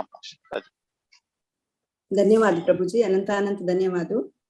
आमगे चॅन्टिंग ग्रुप आसा, भगवत पुराण कोंकणी टिमाचे चॅन्टिंग ग्रुप आसा. कोण कोण त्या ग्रुपान आमची दयकोन तुम्ही त्या ग्रुपा जॉइन जावका. आणि ताजी बुतस आमकां कलियुगांत नाम संकीर्तनाची कलियुगांतू नाम संकीर्तनाची करता म्हणून सांगिल्लें आसा. यज्ञ याग सकट साथ दिना.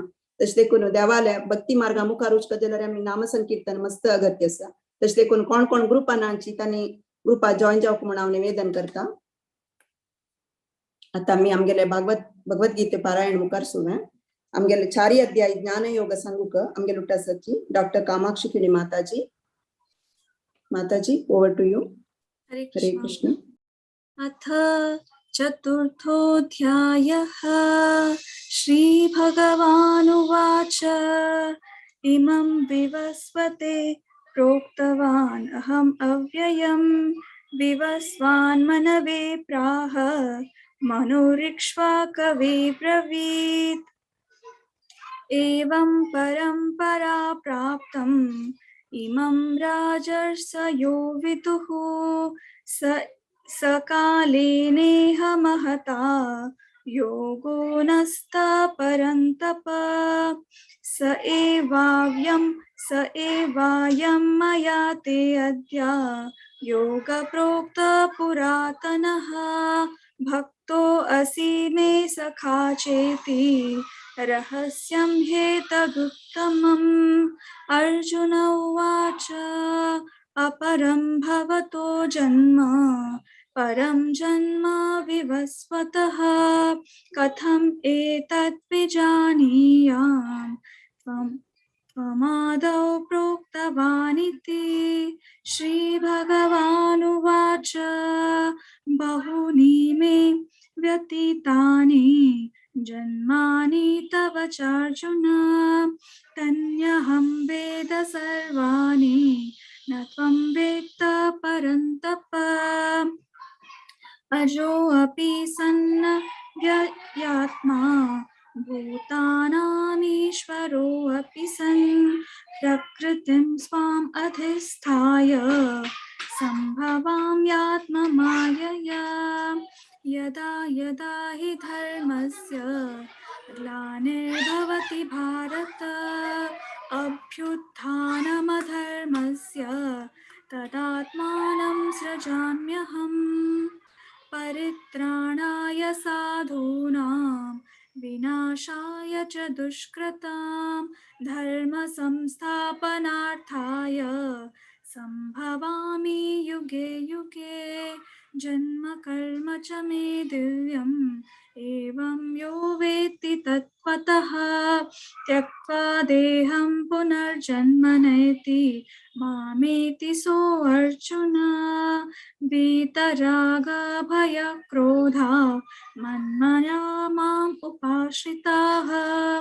बहवो ज्ञानतपसा पूता मद्भावमागताः ये यथा मां प्रपद्यन्ते तांस्तथैव भजाम्यहम् मम वर्त्मानुवर्तन्ते मनुष्या पार्थ सर्वशः काङ्क्षन्त कर्मणां सिद्धिं यजन्त इह देवताः क्षिप्रं हि मानुषे लोके सिद्धिर्भवति कर्मजा चातुर्वर्ण्यं मया सृष्टं गुणकर्म विभागशः तस्य कर्तारमपि मां विद्यकर्तारमव्ययम् न मां कर्माणि लिम्पन्ति न मे कर्म फले स्पृहा इति मां यो अभिजानाति कर्मभिर्न स बध्यते एवं ज्ञात्वा कृतं कर्म पूर्वैरपि मुमुक्षुभिः कुरु कर्मैव तस्मात् त्वं पूर्वतरं कृतं किं कर्म किम् अकर्मेति कवयोऽप्यत्र मोहिताः तत्ते कर्म प्रवक्ष्यामि यज्ञात्वा मोक्षसे अशुभात् कर्मणो ह्यापि बोधव्यां च विकर्मणः अकर्मणश्च बोधव्यं गहना कर्मणो गतिः कर्मण्यकर्म यः पश्येत् अकर्मणि च कर्म यः स बुद्धिमान् मनुष्येषु स युक्तकृत्स्न कर्मकृत् यस्य सर्वे समारम्भाः कामसङ्कल्पवर्जिताः ज्ञानाग्निदग्धकर्माणं तमाहुं पण्डितं बुधाः त्यक्त्वा कर्मफलासङ्गं नित्यतृप्तो निराश्रयः कर्मण्यभिप्रवृत्तो अपि नैव किञ्चित् करोति सः निराशीर्यत चित्तात्मा त्यक्त सर्वपरिग्रहः शारीरं केवलं कर्म कुर्वनाप्नोति किल्बिषम् यत्रच्छालाभसन्तुष्टो द्वन्द्वातीतो विमत्सरः समसिद्धावसिद्धौ च कृत्वापि न निबध्यते गतसङ्गस्य मुक्तस्य ज्ञानावस्थितचेतसः यज्ञायाचरता कर्म समग्रं प्रविलीयते ब्रह्मार्पणं ब्रह्महविर्ब्रह्माग्नौ ब्रह्मणाहुतं ब्रह्मैव तेन गन्तव्यम् ब्रह्मकर्म समाधिना दैवमेवापरे यज्ञं योगिना पर्युपासते ब्रह्माज्ञावपरे यज्ञं यज्ञेनैवोपजुह्वति श्रोत्रादीनीन्द्रियाण्येन्ये संयमाग्निषु जुह्वति शब्दादीन् विषयानन्य इन्द्रियाग्निषु जुह्वति सर्वानीन्द्रियकर्माणि प्राणकर्माणि चापरे आत्मसंयमयोगाग्नौ जुह्वति ज्ञानदीपिते द्रव्ययज्ञस्तपोयज्ञ योगयज्ञस्तथा परे स्वाध्याय ज्ञानयज्ञाश्च यतय संस्थितव्रताः अपाने जुह्वति प्राणं प्राणे अपानं तथा परे प्राणापानगतिरुद्ध्वा प्राणायामपरायणाः अपरे नियताहाराः प्राणान् प्राणेषु जुह्वति सर्वे अप्येते यज्ञविदो यज्ञक्षपिता कल्मषाः यज्ञशिष्टामृतो भुजो यान्ति ब्रह्म सनातनं नायं लोको अस्त्य यज्ञस्य कुतो अन्यय कुरु सत्तमा एवं बहुविधा यज्ञा वितता ब्रह्मणो मुखे कर्मजान् विद्धि तान् सर्वान् एवं ज्ञात्वा विमोक्ष्यसे श्रेयान् द्रव्यमयात् यज्ञात् ज्ञानयज्ञा परन्तप सर्वं कर्माखिलं पार्थ ज्ञाने परिसमाप्यते तद्विद्धि प्रणिपातेन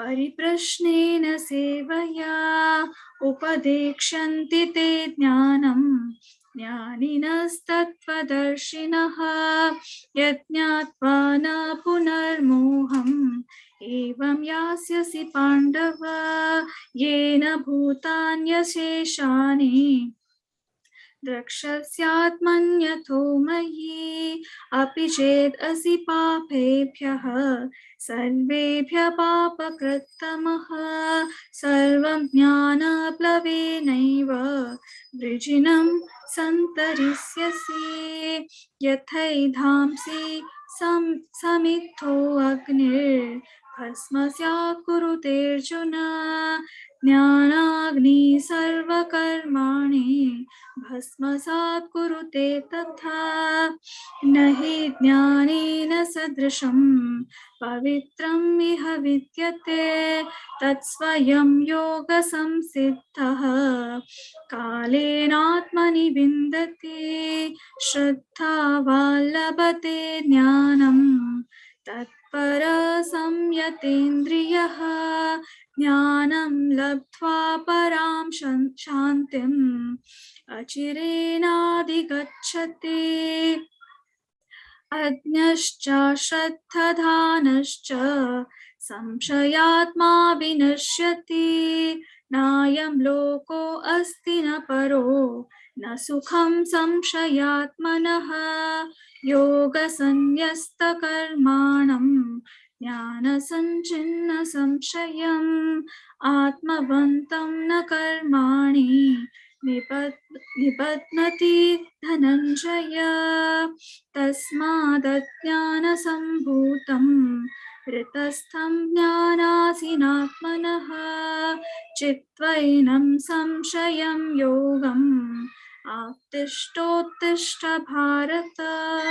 ॐ तत्सत् इति श्रीमद्भगवद्गीतासु उपनिषत्सु ब्रह्मविद्यायां योगशास्त्रे श्रीकृष्णार्जुनसंवादे ज्ञानकर्मसन्न्यासयोगो नाम चतुर्थोऽध्यायः।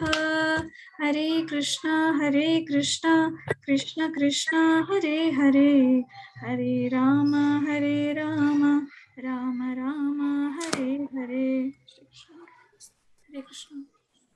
हरि बोल माताजी, मस्त मेलोडियस तुमगे वॉइस इतले लायक चाक अनंत धन्यवाद.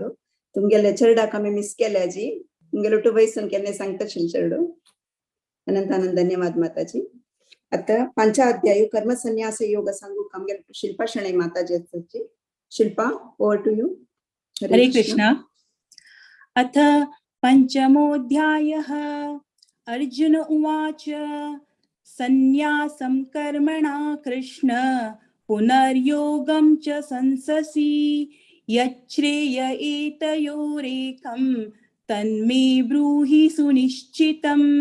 श्रीभगवान् उवाच सन्न्यास कर्मयोगश्च निःश्रेयसकरावुभौ तयोस्तु कर्म संन्यासात् कर्मयोगो विशिष्यते. नेयस नित्य सन्न्यासी यो न द्वेष्टि न काङ्क्षति निर्द्वन्द्वो हि महाबाहो सुखं बन्धात् प्रमुच्यते.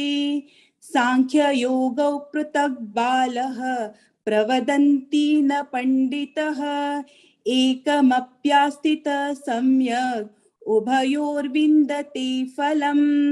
यत् सांख्यै प्राप्यते स्थानं तद्योर्गैरपि गम्यते. एकं सांख्यं च योगं च यः पश्यति स पश्यति.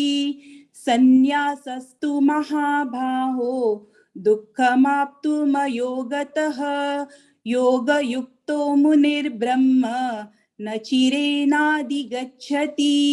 योगयुक्तो विशुद्धात्मा विजितात्मा जितेन्द्रियः सर्वभूतात्मभूतात्मा कुर्वन् अपि न लिप्यते.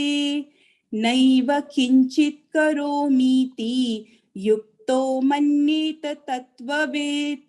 पश्यन् शृण्वान् स्पृशन् जिघ्रान् अश्नन् गच्छन् स्वपन् श्वसन् प्रलपन् विसृजन् गृह्णन् उन्मिषन् निमिषन्नपि इन्द्रियाणीन्द्रियार्थेषु वर्तन्त इति धारयन् ब्रह्मण्याधाय कर्माणि संगं त्यक्त्वा करोति यः लिप्यतेन स पापेन पद्मपत्रम् इवाम्भसा. कायेन मनसा बुद्ध्या केवलैरिन्द्रियैरपि योगिनः कर्म कुर्वन्ति संगं त्यक्त्वात्मशुद्धये.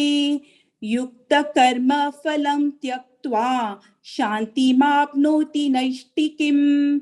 अयुक्तकामकारेण फले सक्तो निबध्यते. सर्वकर्माणि मनसा सन्न्यस्यास्ते सुखां वशी.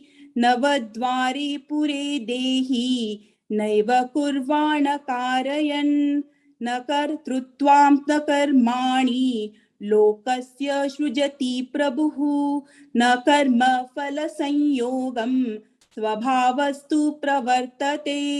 नादते कस्यचित् पापं न चैव सुकृतं विभुः. अज्ञानेनावृतां ज्ञानं ते मुह्यन्ति जन्तवः. ज्ञानेन तु तदज्ञानं येषां नासीतमात्मनः तेषाम् आदित्यवज्ञानं प्रकाशयति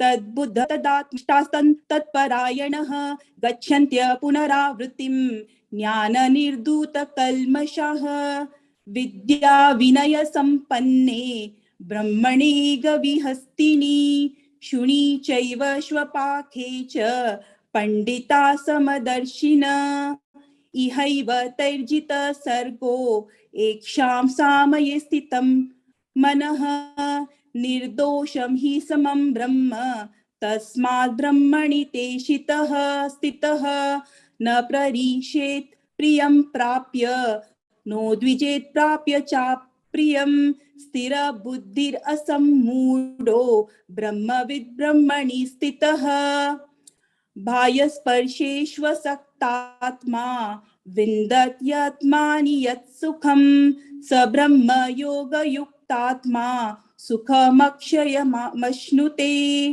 ये हि संस्पर्शजा भोगा दुःखयोनय एव ते अध्यान्तवन्त कौन्तेय न तेषु रमते बुधः शक्नोति हैव य सोढुं प्राक्शरीर्विमोक्षणात् कामक्रोधभवं वेगं स युक्तः स सुखी नरः योऽन्त सुखोऽन्तरारामः तथान्तरज्योतिरेव यः स योगी ब्रह्मनिर्वाणं ब्रह्मभूतोऽधिगच्छति लभन्ते ब्रह्मनिर्वाणं ऋषयः क्षीणकल्मषः छिन्नद्वैधायतात्मान सर्वभूतहिते रताः कामक्रोधविमुक्तानां यतीनां यतचेतसाम् अभितो ब्रह्मनिर्वाणं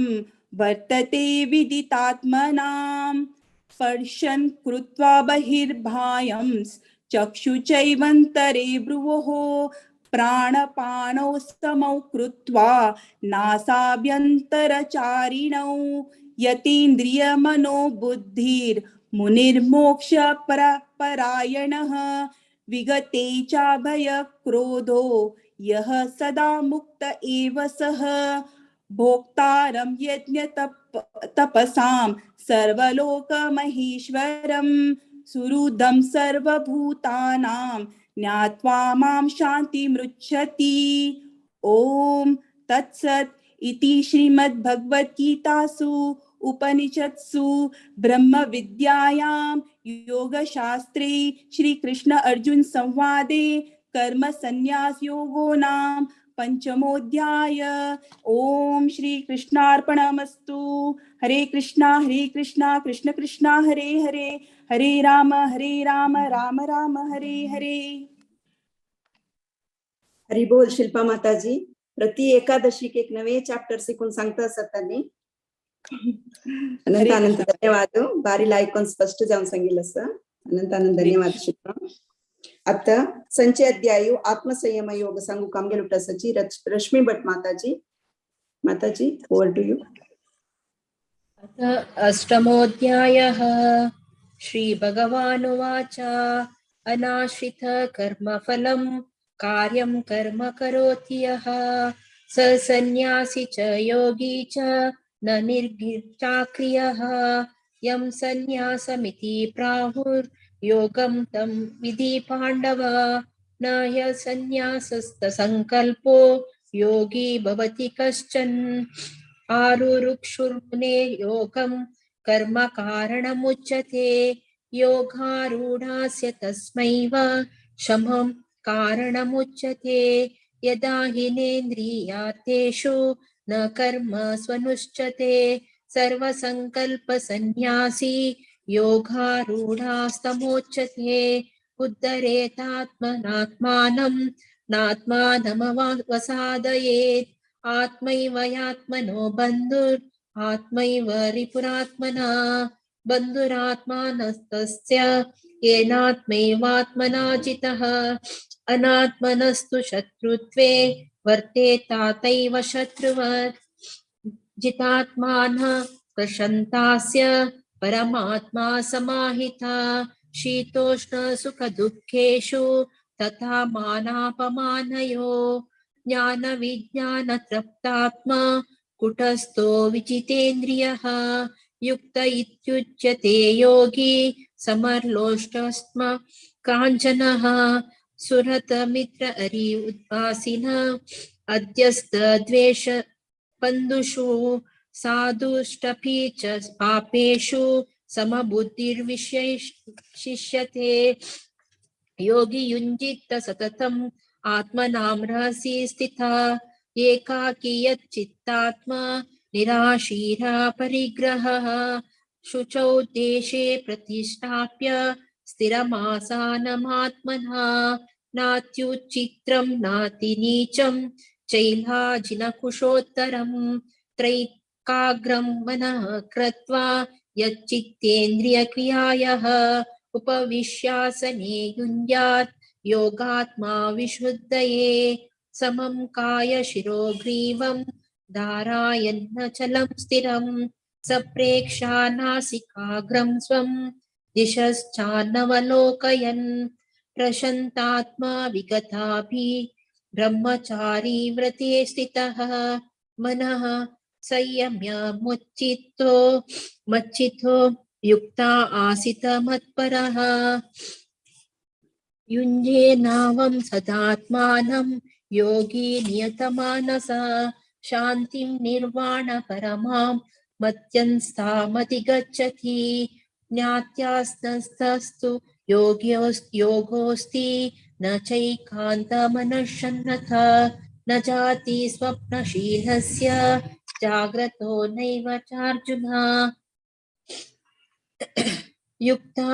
युक्ताहारविहारस्य युक्ता चेष्टस्य कर्मसु युक्ता स्वप्नावबोधस्य योगो भवति दुःखः यथा विनियतं चित्तम् आत्मनैवावतिष्ठते निष्प्रहं सर्वकामेभ्यो युक्ता इत्युच्यते तथा यथा दीपो निवातस्थो नेङ्गते सोपमा स्मृता योगिनो यत चित्तस्य युञ्जतो योगात्मना यत्र परमते चित्तं निरुद्धं योगसेवया यत्र चैवात्मनात्मानं पश्यन्नात्मनि तुष्यति सुखमात्यन्तिकं यत्तत् बुद्धिग्राह्यमतीन्द्रियं वेति यत्र चैवायं स्थितश्चलति तत्त्वतः यं लभ्य चापरं लाभं मन्यते नादिकं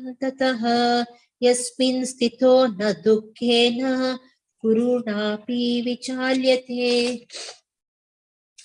तं विद्या दुःखसंयोग वियोगं योगसंज्ञितं स निश्चयेन योगो निर्वाणचेतसा संकल्पप्रभवान् कामस्थैत्वा सर्वान् शेषतः मनसैवेन्द्रियाग्रामं विनियम्य समन्ततः शनैरुपरमेध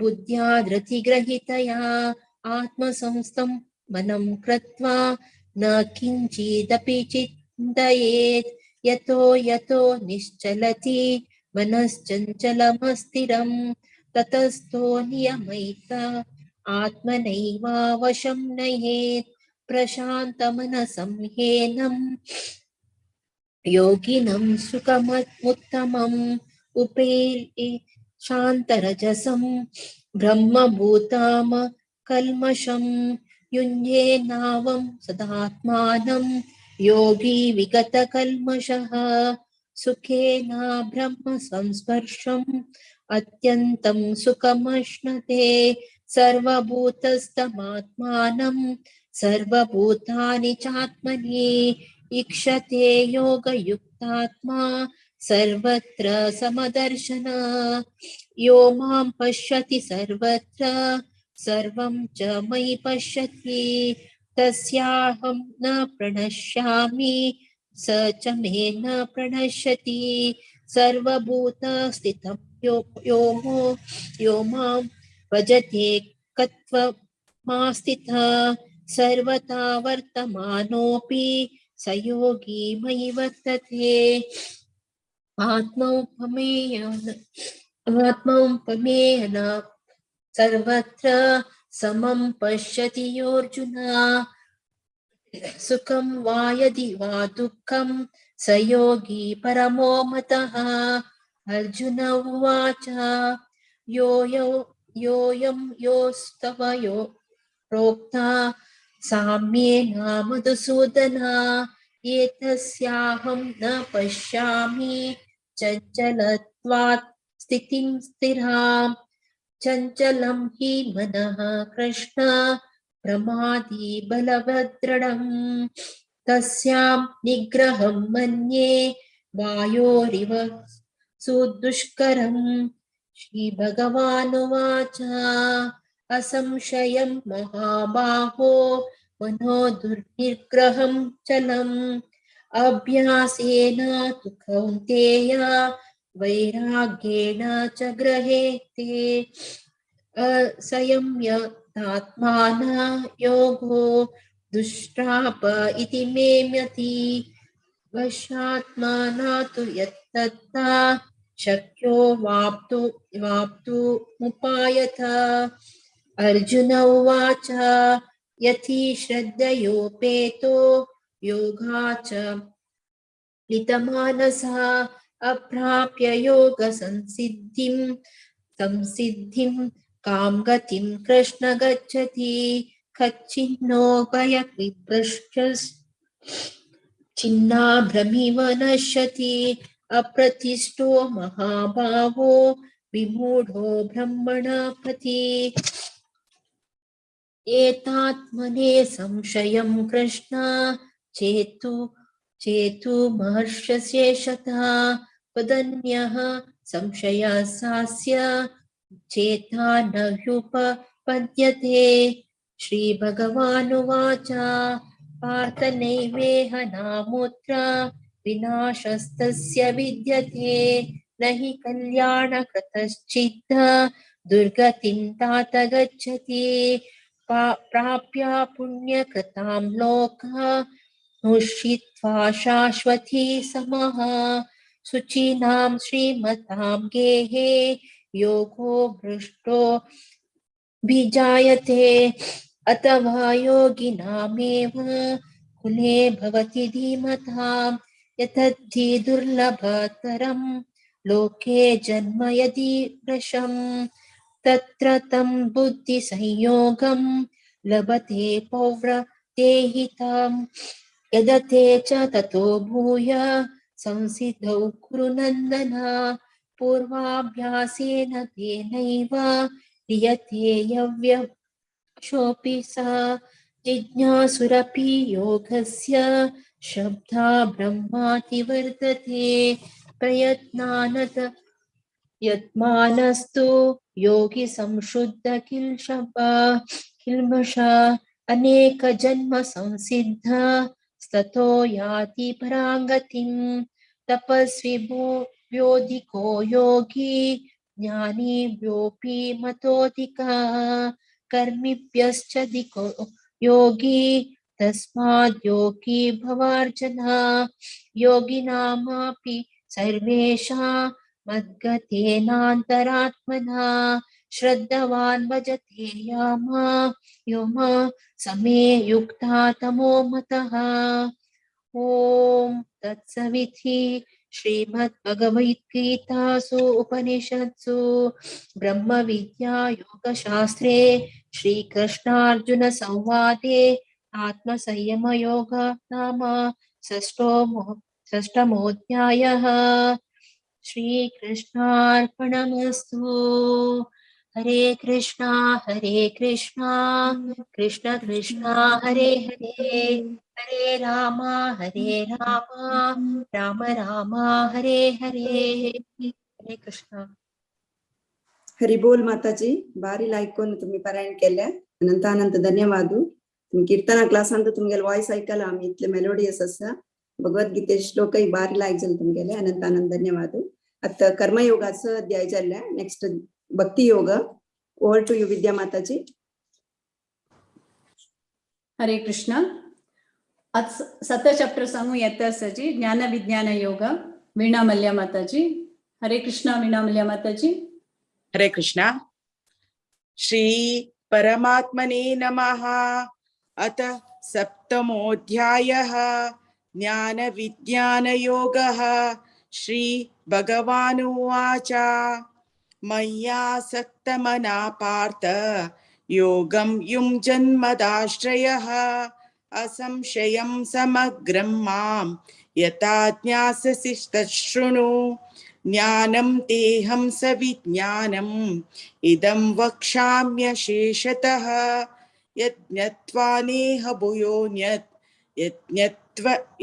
ज्ञातव्यमवशिष्यते। मनुष्याणां सहस्रेषु कश्चिद्यातति सिद्धये यततामपि सिद्धानां कश्चिन्मां वेति तत्त्वतः। भूमिरापो नलो वायुः कं मनो बुद्धिरेव च अहंकारा इतीयं मे भिन्ना प्रकृतिरष्टधा। अपरेयामित स्वान्यां प्रकृतिं विद्धि मे परां जीवभूतां महाबाहो ययेदं धार्यते जगत् एतद्योनीनि भूतानि सर्वाणीत्युपधारय अहं कृष्णस्य जगतः प्रभव प्रलयस्तथा।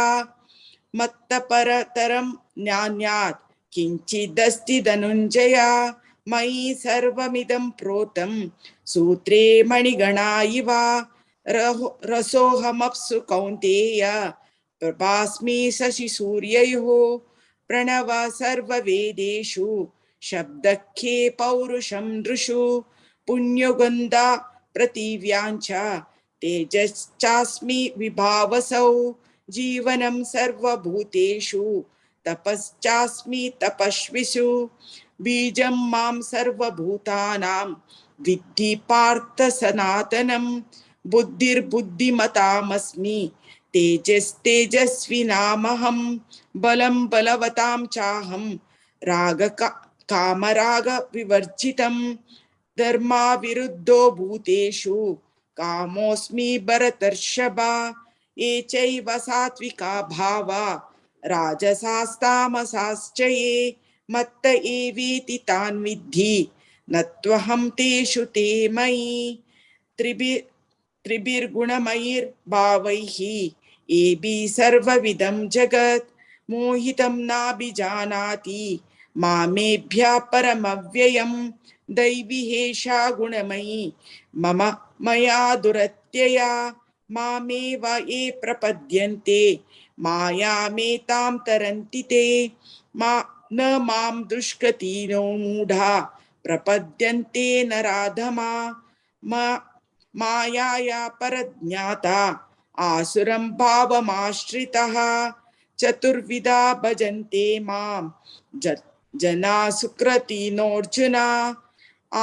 आर्तो जिज्ञासु रथार्थी ज्ञाति च भरतर्षभा तेषां ज्ञाति नित्ययुक्ता एकभक्तिर्विशिष्यते। प्रियो हि ज्ञानिन्योत्यर्थम् अहं स च मम प्रिया उदार सर्व एवैते ज्ञाति तत्त्वैव मे मतम् आस्थिता स हि युक्तात्मा मामेवानुत्तमां गतिं बहुनां जन्मनामन्ते ज्ञानमात्मां प्रपद्यते। वासुदेवा सर्वमिति स महात्मा स दुर्लभः कामैस्तैर्रतज्ञाता प्रपद्यन्तेऽन्यदेवता तं तं नियममास्ताय प्रकृत्या नियता स्वया यो यो यां यां तनुं भक्ता श्रद्धार्चितुमिच्छति तस्य तस्याचलां श्रद्धां तामेव विदधाम्यहं। स तया श्रद्धया युक्तः तस्याराधनमीहते लभते च तत कामान् मामैवाविहितान् हितान्।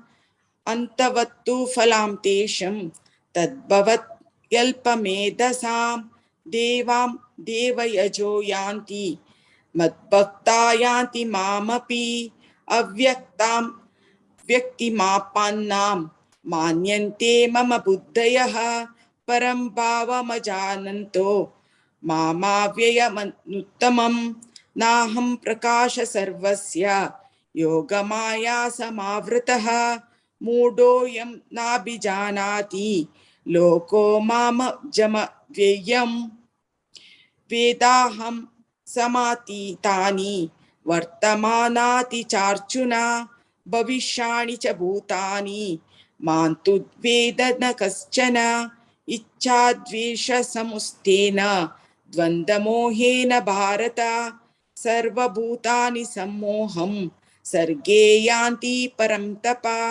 येषां त्वन्तगतं पापं जननां पुण्यकर्मणां त्वे द्वन्द्वमोहनिर्मुक्ता भजन्ते मां दृढव्रतः जरामरणमोक्षाय मामाश्रित्य यन्तन्ति ये ब्रह्मा तद्विदुः कृष्णम् अध्यात्मां कर्म चाखिलं साधिभूतादिदैवं मां साधियज्ञां च ये विदुः प्रयाणकालेऽपि च मां ते विदुर्युक्तचेतसः।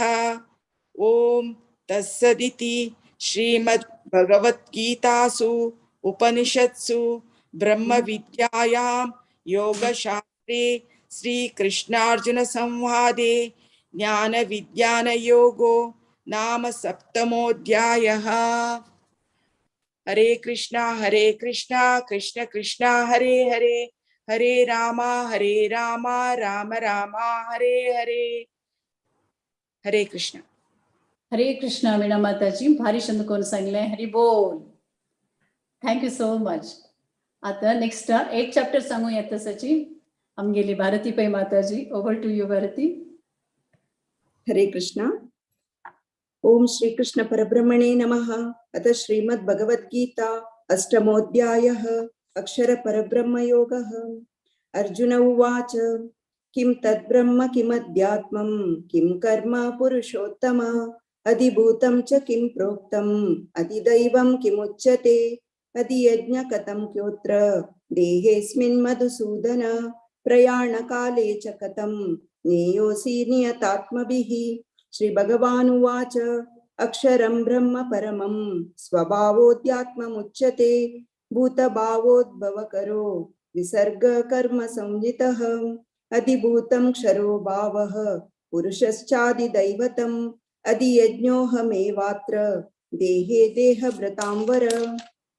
अन्तकाले च मामेव स्मरन् मुक्त्वा कलेवरं य प्रयाति समद्भावं याति नास्त्यत्र संशयः.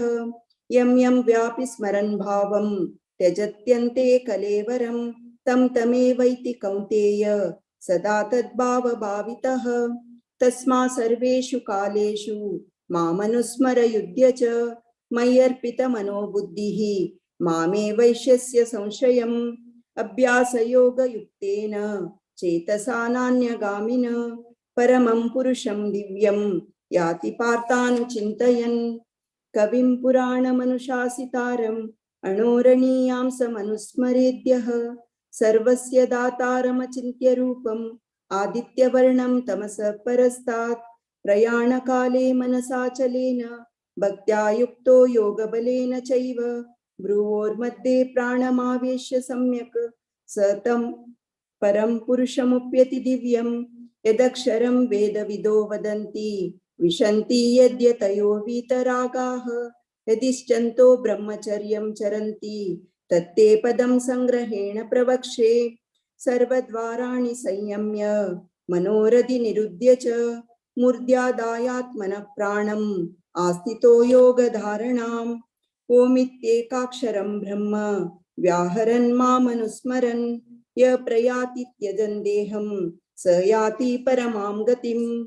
अनन्या चेता सततं यो मां स्मरति नित्यशः तस्याहं सुलभ पार्थ नित्ययुक्तस्य योगिनः. मामुप्येते पुनर्जन्म दुःखालयमशाश्वतं नाप्नुवन्ति महात्मानः संसिद्धिं परमां गताः. आब्रह्मभुवनालोकाः पुनरावर्तिनोऽर्जुन मामुप्येत्य तु कौन्तेय पुनर्जन्म न विद्यते. सहस्रयुगपर्यन्तम् अहर्यद्ब्रह्मणो विदुः रात्रिं युगसहस्रान्तां देहोरात्रविदो जनाः अव्यक्ताद्वक्तयः सर्वाः प्रभवन्त्यहरागमे रात्र्यागमे प्रलीयन्ते तत्रैवाव्यक्तसंज्ञके भूतग्रामस एवायं भूत्वा भूत्वा प्रलीयते रात्र्यागमे वशः पार्थ प्रभवत्यहरागमे परस्तस्मात् भावोऽन्यो व्यक्तो व्यक्ता सनातनः यः स सर्वेषु भूतेषु नश्यत्सु न विनश्यति अव्यक्तोऽक्षर इत्युक्तः तमाहुः परमां गतिं यं प्राप्य न निवर्तन्ते तद्धाम परमं मम पुरुषस्य परपार्थ भक्त्या लभ्यस्त्यनन्यया यस्यान्तस्थानि भूतानि येन सर्वमिदं ततं यत्र काले त्वनावृत्तिम् आवृत्तिं चैव योगिनः प्रयाता यान्ति तं कालं वक्ष्यामि भरतर्षभ अग्निर्ज्योतिरः शुक्लः षण्मासा उत्तरायणं तत्र प्रयाता गच्छन्ति ब्रह्म ब्रह्मविदो जनाः धूमो रात्रिस्तथा कृष्णः षण्मासा दक्षिणायनं तत्र चान्द्रमसं ज्योतिः योगी प्राप्य निवर्तते शुक्लकृष्णे गति हेते जगत शाश्वते मते एकया यात्यनावृत्तिम् अन्यया वर्तते पुनः नैते सृति पार्थ जानन् योगी मुह्यति कश्चन तस्मा सर्वेषु कालेषु योगयुक्तो भवार्जुन वेदेषु यज्ञेषु तपसु चैव दानेषु यत् पुण्यफलं प्रदिष्टम् अत्येति तत्सर्वमिदं विदित्वा योगी परं स्थानमुप्यति चाद्यम् ओम तत्सत् इति श्रीमद्भगवद्गीता उपनिषत्सु ब्रह्मविद्यायां योगशास्त्रे श्रीकृष्णार्जुन संवादे अक्षर परब्रह्म योगो नाम अष्टमोऽध्यायः। श्रीकृष्णार्पणमस्तु। हरे कृष्णा कृष्ण कृष्ण हरे हरे हरे राम राम राम हरे हरे। हरे कृष्ण। हरे कृष्णा. भारी चंदकोन सांगल्या भारती माताजी. हरि बोल. Thank you so much. हरे कृष्ण. नेक्स्ट 9th अध्याय हावा सांगतास. ओम परमात्मने नमः. नवमोऽध्यायः. श्री भगवानुवाच इदं तु ते गुह्यतमं प्रवक्ष्याम्यनसूयवे ज्ञानं विज्ञानसहितं यज्ञात्वा मोक्षसे शुभात् राजविद्या राजगुह्यं पवित्रम् इदमुत्तमं प्रत्यक्षावगमं धर्म्यं सुसुखं कर्तुमव्ययम्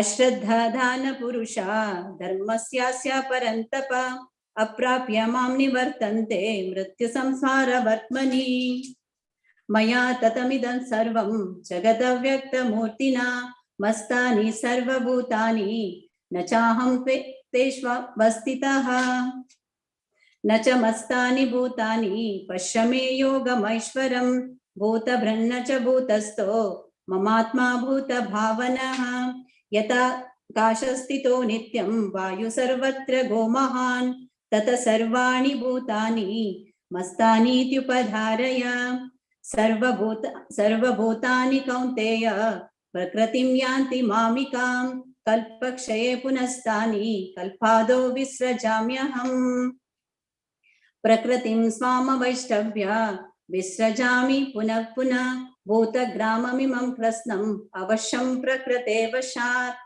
न च मां तानि कर्माणि निबध्नन्ति धनञ्जय उदासीनवदासीनम् असक्तं तेषु कर्मसु मया दक्षेण प्रकृतिः सूयते सचराचरं हेतुनानेन कौन्तेय जगद्विपरिवर्तते अवजानन्ति मां मूढा मानुषीं तनुमाश्रितं परं भावमजोनन्तो मम भूतमहेश्वरम्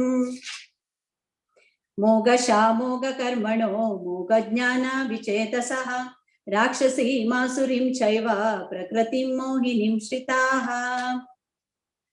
महात्मनस्तु मां पार्थ दैवीं प्रकृतिमाश्रिताः भजन्त्यनन्यमनसो ज्ञात्वा भूतादिमव्ययम् सततं कीर्तयन्तो मां यतन्तश्च दृढव्रताः नमस्यतंश्च मां भक्त्या नित्ययुक्ता उपासते ज्ञानयज्ञेन चापन्ये यजन्तो मामुपासते एकत्वेन पृथक्त्वेन बहुधा विश्वतो मुखम् अहं क्रतुरहं यज्ञः स्वदाहमहमौषधं मन्त्रोऽहमहमेव व्याज्यम् अहम् अग्निर अहं हुतं पिताहमस्य जगतो माता दाता पितामहः वेद्यं पवित्रम् ओंकार ऋक्सामायजुरेव च गतिर्भर्ता प्रभु साक्षिः निवासा शरणं सुरत् प्रभव प्रलयस्थानं निधानं बीजमव्ययम्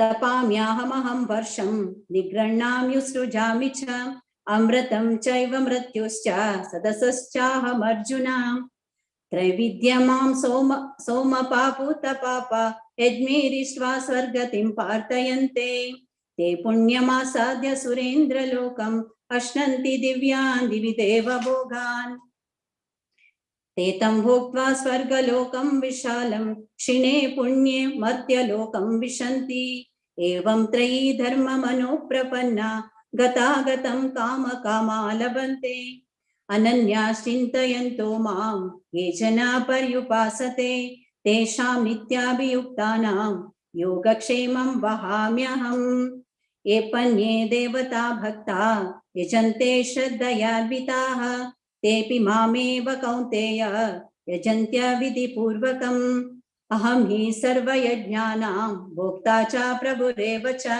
न तु मामभिजानन्ते तत्त्वे नातश्च ते यान्ति देवव्रता देवान् पितॄन् यान्ति पितृव्रताः भूतानि यान्ति भूतेज्या यान्ति मध्याजिनोऽपि मां पत्रं पुष्पं फलं तोयं यो मे भक्ता प्रयश्चति तदहं भक्त्युपरतम् अश्नामि प्रयतात्मनः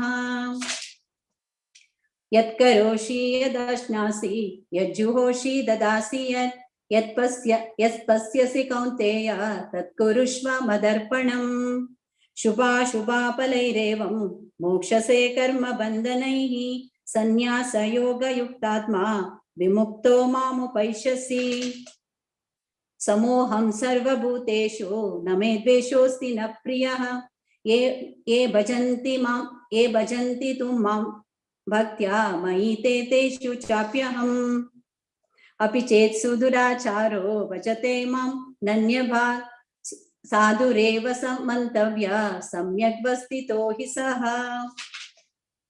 क्षिप्रं भवति धर्मात्मा पश्चान्ति निगच्छति कौन्तेय प्रतिजानाहि न मे भक्त प्रणश्यति मां हि पार्थ व्यपाश्रित्य एपि स्युः पापयोनयः श्रियो वैश्यास्तथा शूद्राः तेऽपि यान्ति परां गतिम् किं पुनर्ब्राह्मणा पुण्याः भक्ता राजर्षयस्तथा अनित्यमसुखं लोक इमं प्राप्य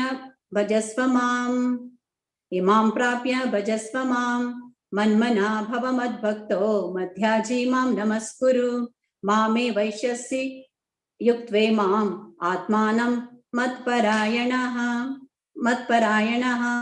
ओम तत्सति श्रीमद्भगवद्गीतासु उपनिषत्सु ब्रह्मविद्यायां योगशास्त्रे श्रीकृष्णार्जुन संवादे राजविद्या राजगुह्यो योगो नाम नवमोऽध्यायः। ओम कृष्णार्पणमस्तु। हरे कृष्णा कृष्ण कृष्णा हरे हरे, हरे राम राम राम हरे हरे. हरे कृष्ण. हरी बोल विद्या माताजी. बारीला ऐकून सांगले. आम्ही दोघ जण डेली प्रॅक्टिस करताची. आम्ही 11 अध्यायापासून पावल्यांची ऑटो शिकून एकल्या करेक्शन करून आम्ही 11 अध्यायापासून पावल्यांच्यात. हरे कृष्ण. हरे Krishna. Thank you. Next 10th chapter सांगू येता सची 1 to 21 रेणुका प्रभू माताजी. हरे कृष्ण माताजी. हाँ तुम्ही म्यूट सची माताजी.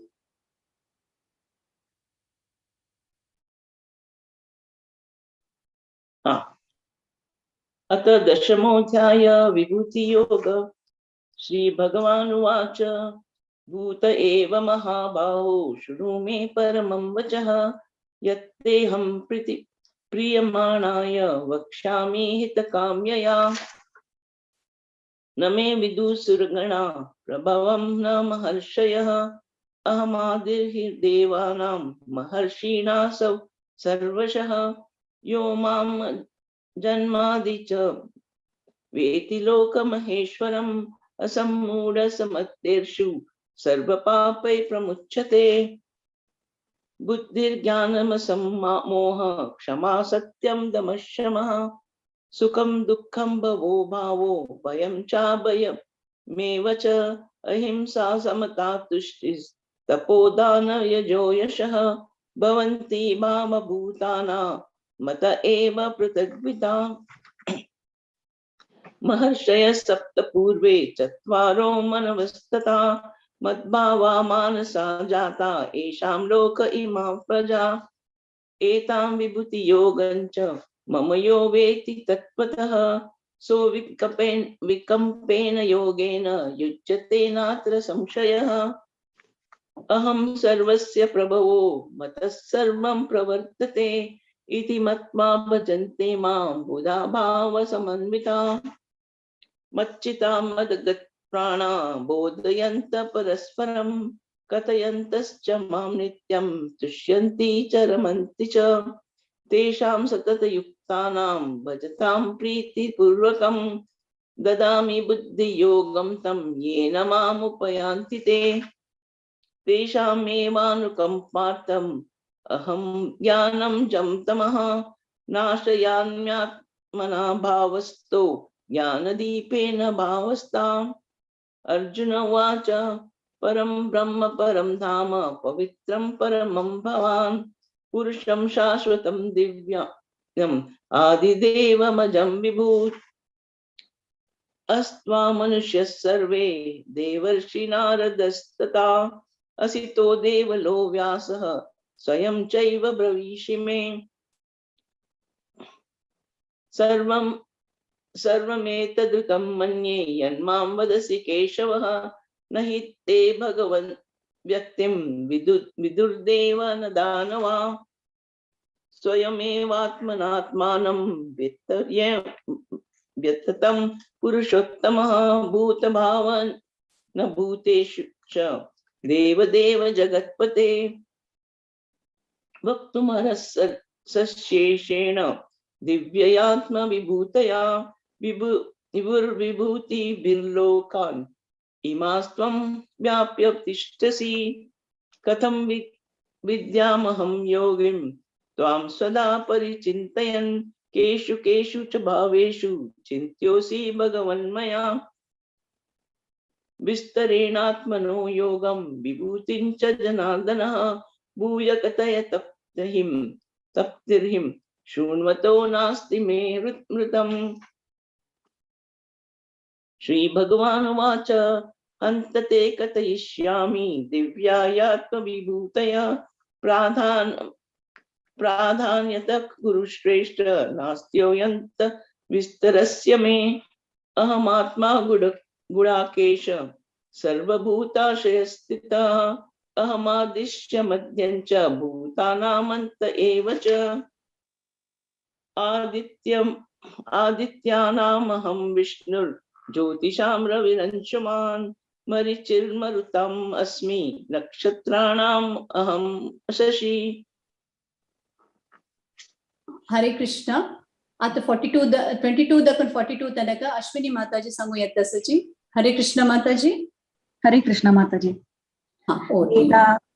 ವೇದಾನಾಂ ಸಾಮವೇದೋಸ್ಮಿ ದೇವಾನಾಮಸ್ಮಿ ವಾಸವಾ ಇಂದ್ರಿಯಾಣಾಂ ಮನಶ್ಚಾಸ್ಮಿ ಭೂತಾನಾಮಸ್ಮಿ ಚೇತನಾ ರುದ್ರಾಣಾಂ ಶಂಕರಶ್ಚಾಸ್ಮಿ ವಿತ್ತೇಶೋ ಯಕ್ಷ ರಕ್ಷಸಾಂ वासुनां पवकश्चास्मि मेरु शिखारिणामहं पुरोदसां च मुख्यां मां विद्धि पार्थ बृहस्पतिं सेनानीनामहं स्तः सरसामस्मि सागराः महर्षिणां भृगुरहं गिरामस्मि एकमक्षरं यज्ञानां जपयज्ञानां हिमालयाः अश्वत्थाः सर्ववृक्षाणां देवर्षीणां च नारदः गन्धर्वाणां चित्ररथाः सिद्धानां कपिलो मुनिः उच्छैश्रवासम् अश्वानां विद्धिमाम् अमृतोद्भवम् ऐरावतं गजेन्द्राणां नराणां च नराधिपाम् आयुधानाम् अहं वज्रं धेनूनामस्मि कामधु प्रजानाश्चास्मि कन्दर्पा सर्पणामस्मि वासुकी अनन्तश्चास्मि नागानां वरुणो यादसामहं पित्राणाम् अर्यमा चास्मि यमः सम्य मातामहम्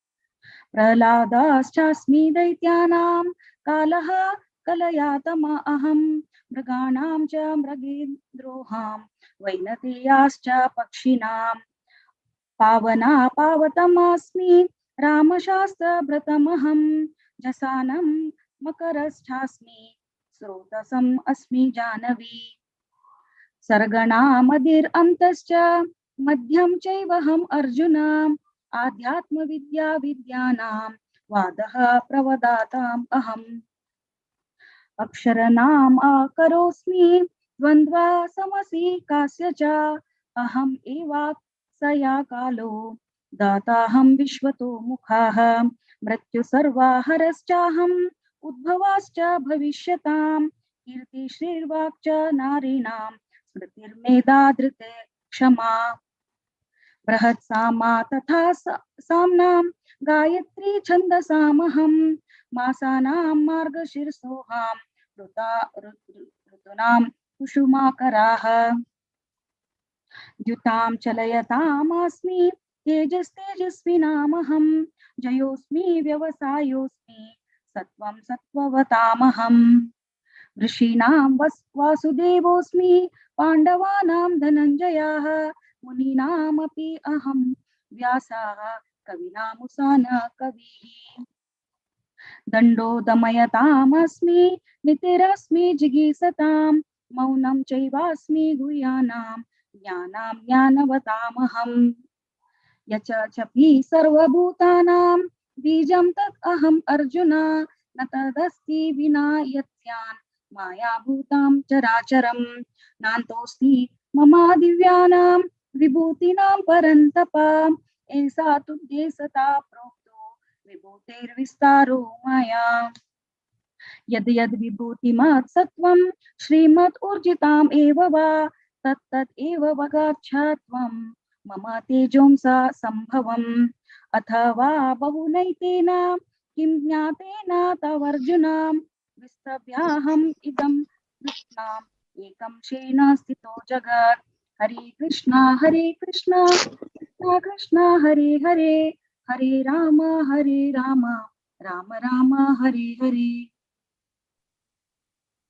हरे कृष्णा रेणुका माताजी आणि अश्विनी माताजी भारी चंदकोन सांगले thank you so much next 11 chapter सांगू येतो असाची चॅप्टर 1 to 19 संध्या माताजी आणि 20 to 55 दिव्या कामत माताजी हरे कृष्ण माताजी आमका जपा टॉकाच ब्रेक जाताची कंटिन्यू करूया हा ओके ओके प्रभुजी सॉरी सॉरी हरे कृष्ण आमगेलो आता एसक्रेस राधाकोण प्रभुजी आसाची आमका गाईड करता करूका त्यांनी आता जपा टॉक दिता आसाची मॅक्सिमम 5 to 7 तदनंतर आम्ही भगवत गीता कंटिन्यू ही जय वाञ्छाकल्पतरुभ्यश्च कृपा सिन्धुभ्येव च पतितानां पावनेभ्यो वैष्णवेभ्यो नमः over to you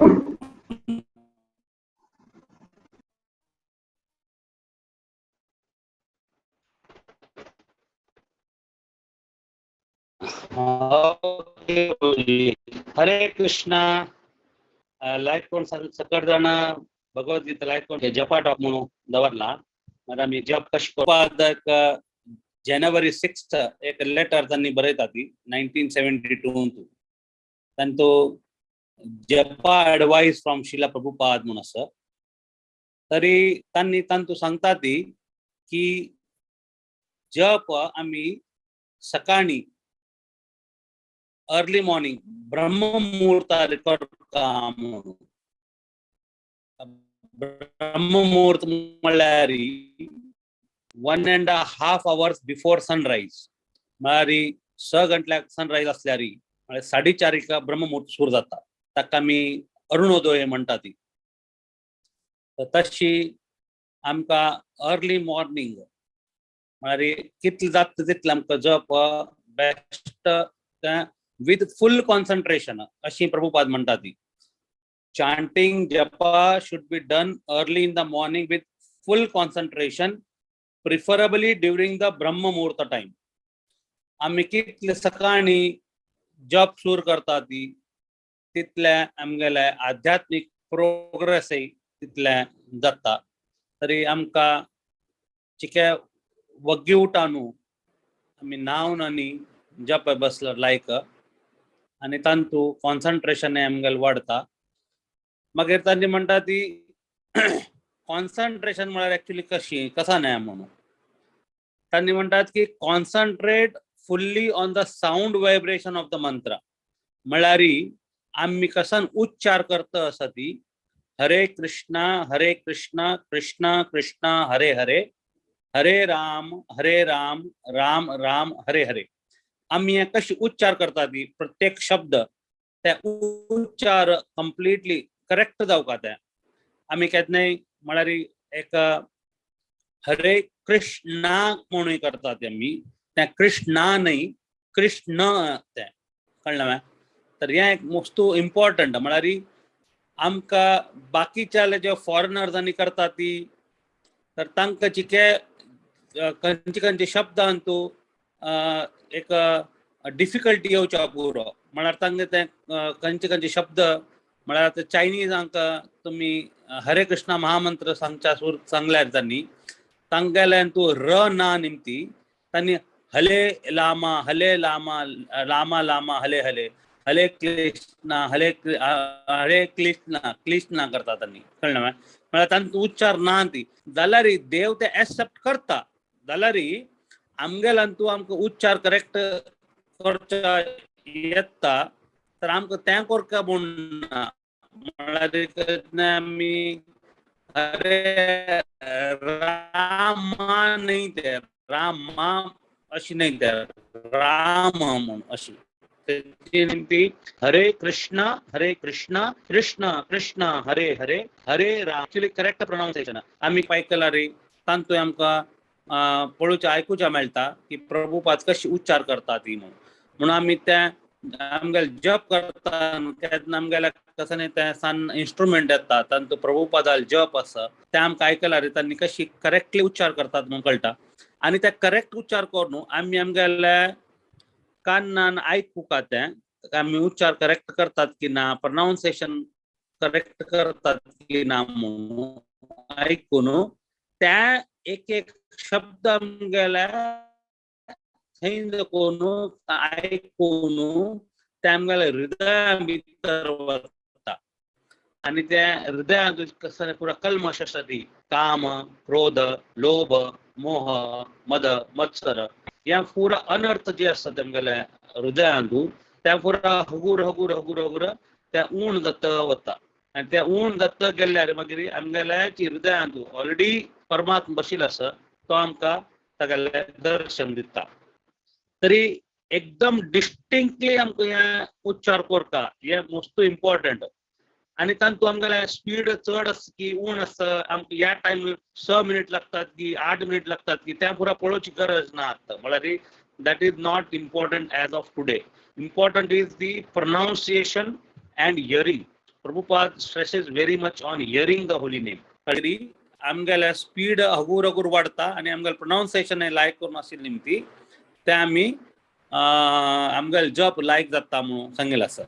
आनी हें नॅचरली म्हळ्यार हगूर हगूर आमगेलें स्पीड वाडता वतालें त्यामुळे टायमिंगा वयर चड लक्ष दिवका म्हणना आमी.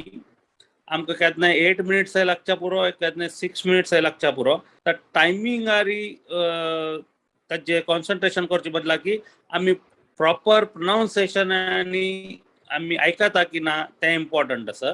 तरी फास्ट चॅन्टिंग मला आता मग 22 वर्षां आसता तर हांव फास्ट चॅन्टिंग ताका एक तितलें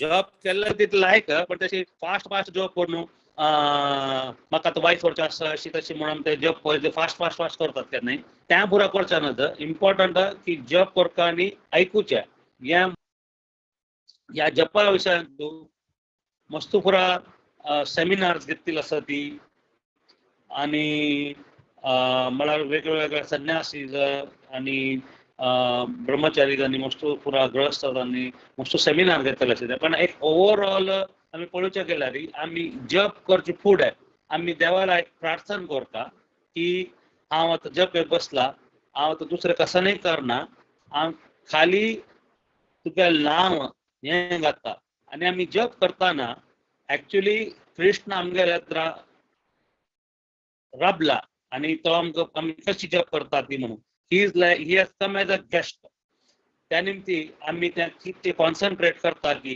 तितले त्या गेस्टाक आमी हॅपी म्हळ्यार एक कशी खुशी दिवयात म्हळ्यार की आमी तागेल्या विशयान तूं उच्चार सम करता आसा ती म्हणून आनी तशी जी जप करचे फुडें आमी त्या होली नेम ताका ग्लोरिफाय केल्यार तातूंत प्रभुपाद आमगेल्या श्रवणम कीर्तनम विष्णू तांतू एक पर्पोर्टांतू तात्पर्यांतू सांगता की आमी नामाष्टक म्हणून श्रील रूप गोस्वामी बरयलें तांतू फर्स्ट जे एक श्लोक आसा त्या म्हणटा म्हणून आनी श्रीमद भागवतमांतू canto 10 chapter 1 text 4 canto 10 chapter 1 text 4 त्या एक श्लोक आसा निवृत्त तैशरूपगीय मानाद भवा सुदास्रोत करोमी म्हळ्यार ते एक श्लोक आसा त्या वाद्युका म्हणून प्रभोत म्हळ्यार त्या वाद्यू न्हू आनी ताचें ट्रान्सलेशन वाचल्यार आमी त्या आनी ह्या नामाष्टकाचे एक श्लोक फर्स्ट श्लोक ह्या वाद्यारी प्रभुपाद एडवायस करतात की आमी ह्या दोन्ही वाद्युका म्हणून म्हळ्यार तांकां आमी त्या जपाक ग्लोरिफाय करता ती तांकां एक ग्लोरिफाय केल्ल्या निमती देवाक तें आवडटा त्या निमती तांकां तें ग्लोरिफाय करून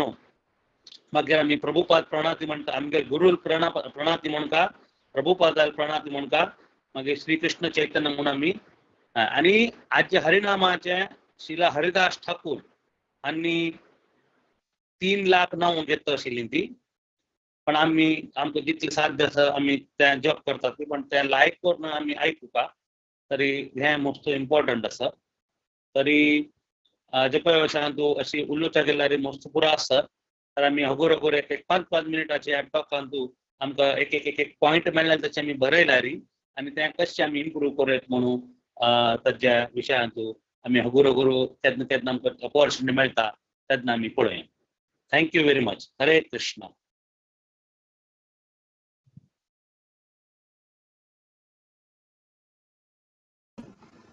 हरे कृष्ण प्रभुजी खूप खूप धन्यवाद तुमका तुमगेल बेसी तो वृंदावन तुकून आज जॉइन जाला लेका वृंदावन श्याम सुंदराला प्रार्थना करता आसाचे मी की आमगेले भागवत पुराणा सकट बांधवांक असल सौभाग्य मेळ्ळो म्हण सांगून जप करची तशी तुम्ही सांगून दिला बरी इस ग्रेस राधा कुंड प्रभुजी की हरे कृष्ण डिवाइन ग्रेस श्रीला प्रभुपाद की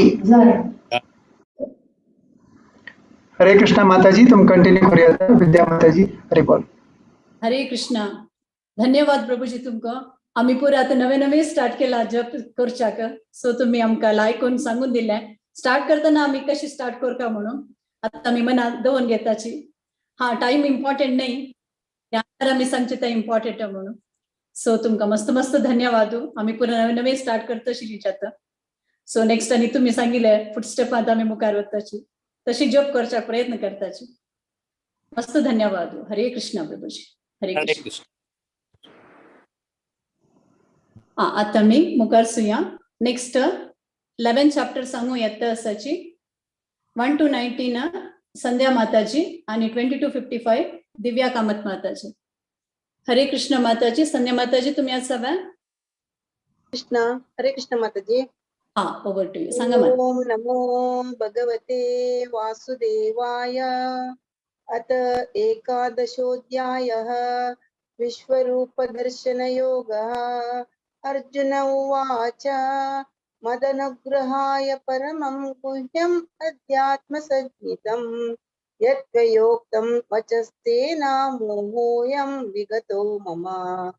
भवाप्ययौ हि भूतानां श्रुतौ विस्तरशो मया त्वत्तः कमलपत्राक्ष महात्म्यमपि चाव्ययम्। एवमेतद्यथात्थत्वम् आत्मानं परमेश्वर द्रष्टुमिच्छामि ते रूपम् ऐश्वरं पुरुषोत्तम। मन्यसे यदि तच्चक्यं मया द्रष्टुमिति प्रभो योगेश्वर ततो मे त्वं दर्शयात्मानमव्ययम्। श्रीभगवानुवाच पश्य मे पार्थरूपाणि शतशोऽथ सहस्रशः नानाविधानि दिव्यानि नानावर्णाकृतीनि च। पश्यादित्यान् वसून् रुद्रान् अश्विनो मरुतस्तथा बहून्यदृष्टपूर्वाणि पश्याश्चर्याणि भारत। इहैकस्थं जगत्कृत्स्नं पश्चाद्य सचराचरं मम देहे गुडाकेश यच्चान्यद्द्रष्टुमिच्छसि न तु मां शक्यसे द्रष्टुम् अनेनैव च स्वचक्षुषा दिव्यं ददामि ते चक्षुः पश्य मे योगमैश्वरम्। संजय उवाच एवमुक्त्वा ततो राजन् महायोगेश्वरो हरिः दर्शयामास पार्थाय परमं रूपमैश्वरम्। अनेकवक्त्रनयनम् अनेकाद्भुतदर्शनम् अनेकदिव्याभरणं दिव्यानेकोद्यतायुधम् दिव्यमालाम्बरधरं दिव्यगन्धानुलेपनं सर्वाश्चर्यमयं देवम् अनन्तं विश्वतोमुखम्। दिवि सूर्यसहस्रस्य भवेद्युगपदुत्थिता यदि सदृशी सा स्यात् भासस्तस्य महात्मनः। तत्रैकस्थं जगत्कृत्स्नं प्रविभक्तम् अनेकदा अपश्यत् देवदेवस्य शरीरे पाण्डवस्तदा। ततः स विस्मयाविष्टो हृष्टरोमा धनञ्जयः प्रणम्य शिरसा देवं कृताञ्जलिरभाषत। अर्जुन उवाच पश्यामि देवांस्तव देवदेहे सर्वांस्तथा भूतविशेषसङ्गान् ब्रह्माणमीशं कमलासनस्थं रसीं च सर्वानुरङ्गां च दिव्यान् अनेकबाहूदरवक्त्रनेत्रं पश्यामि त्वां सर्वतोऽनन्तरूपं नान्तं न मध्यं न पुनस्तवादिं पश्यामि विश्वेश्वर विश्वरूप। किरीटिनं गदिनं चक्रिणं च तेजो राशिं सर्वतो दीप्तमन्तं पश्यामि त्वां दुर्निरीक्ष्यं समन्तात् दीप्तनलार्कद्युतिम् अप्रमेयम्। त्वमक्षरं परमं वेदितव्यं त्वमस्व विश्वस्य परं निदानं त्वमव्ययः शाश्वतधर्मगोप्ता सनातनस्त्वं पुरुषो मतो मे। अनादिमध्यान्तम् अनन्तवीर्यम् अनन्तबाहुं शशिसूर्यनेत्रं पश्यामि त्वां दीप्तहुताशवक्त्रं स्वतेजसा विश्वमिदं तपन्तम्। हरे कृष्णा।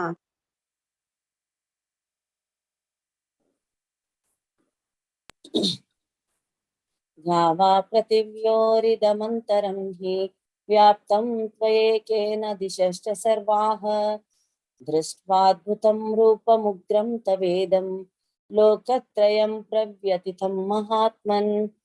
अमीहि त्वां सुरसङ्घा विशन्ति केचित् भीताः प्राञ्जलयो गृह्णन्ति स्वस्तित्युक्त्वा महर्षि सिद्धसङ्गाः स्तुवन्ति त्वां स्तुतिभिः पुष्कलाभिः रुद्रादित्या वसुवो ये च साध्याः विश्वेश्विनो मरुतश्चोष्मपाश्च गन्धर्वयक्षासुरसिद्धसङ्गाः वीक्षन्ते त्वां विस्मिताश्चैव सर्वे रूपं महत्ते बहुवक्त्रनेत्रं महाबाहो बाहुरुपादं बहुधरं बहुदंष्ट्राकरालं दृष्ट्वा लोका प्रव्यथितास्तथाहं नभस्पृशं दीप्तमनेकवर्णं व्यात्थाननं दीप्तविशालनेत्रं दृष्ट्वा हि त्वां प्रव्यथितान्तरात्मा धृतिं न विन्दामि शमं च विष्णो दंष्ट्राकरालानि च ते मुखानि दृष्ट्वैव कालान्नलसन्निभानि दिशो न जाने न लभे च शर्म प्रसीद देवेश जगन्निवासा अमी च त्वां धृतराष्ट्रस्य पुत्राः सर्वे सहैवाव निपालसङ्गैः भीष्मो द्रोणः सूतपुत्रस्तथासौ सहास्मदीयैरपि योधमुखैः वक्त्राणि ते करमाणा विशन्ति दंष्ट्राकरालानि भयानकानि केचित् विलग्ना दशनान्तरेषु सन्दृश्यन्ते चूर्णिततैरुत्तमाङ्गैः यथा नदीनां बहवोऽम्बुवेगाः समुद्रमेवाभिमुखा द्रवन्ति तथा तवामि नरलोकवीराः विशन्ति वक्त्राण्यभिज्वलन्ति यथा प्रदीप्तं ज्वलनं पतङ्गाः विशन्ति नाशाय समृद्धवेगाः तथैव नाशाय विशन्ति लोकाः तवापि वक्त्राणि समृद्धवेगाः लेलीह्यसे ग्रसमानः समन्तात् लोकान् समग्रान् वदनैज्ज्वलद्भिः तेजोभिरापूर्य जगत्समग्रं भासस्तवोग्रहा प्रतपन्ति विष्णो आख्यायिमेको भवानुग्ररूपो नमोस्तु ते देववर प्रसीद विज्ञातुमिच्छामि भवन्तमाद्यं न हि प्रजानामि तव प्रवृत्तिं श्रीभगवानुवाच कालोऽस्मि लोकक्षयकृत् प्रवृद्धो लोकान् समाहर्तुमिह प्रवृत्तः रतेऽपि त्वां न भविष्यन्ति सर्वे एव स्थितानि प्रत्यनिकेषु योधाः तस्मात् त्वमुत्तिष्ठ यशो लभस्व जित्वा शत्रून् भुङ्क्ष राज्यं समृद्धं मयैवैते निहता पूर्वमेव निमित्तमात्रं भव सव्यसाचिन् द्रोणं च भीष्मं च जयद्रथं च कर्णं तथान्यानपि योधवीरान् मया हतांस्त्वजहिमां व्यतिष्ठाः युद्धस्वजेतासि रणे सपत्नान् सञ्जय उवाच एतच्छ्रुत्वा वचनं केशवस्य कृताञ्जलिर्वेपमान किरीटी नमस्कृत्वा भूय एवाह कृष्णं सगद्गदं भीतभीतप्रणम्य अर्जुन उवाच स्थाने ऋषिकेश तव प्रकीर्त्या जगत्प्रहर्षत्य अनुरज्यते च रक्षांसि भीतानि दिशो द्रवन्ति सर्वे नमस्यन्ति च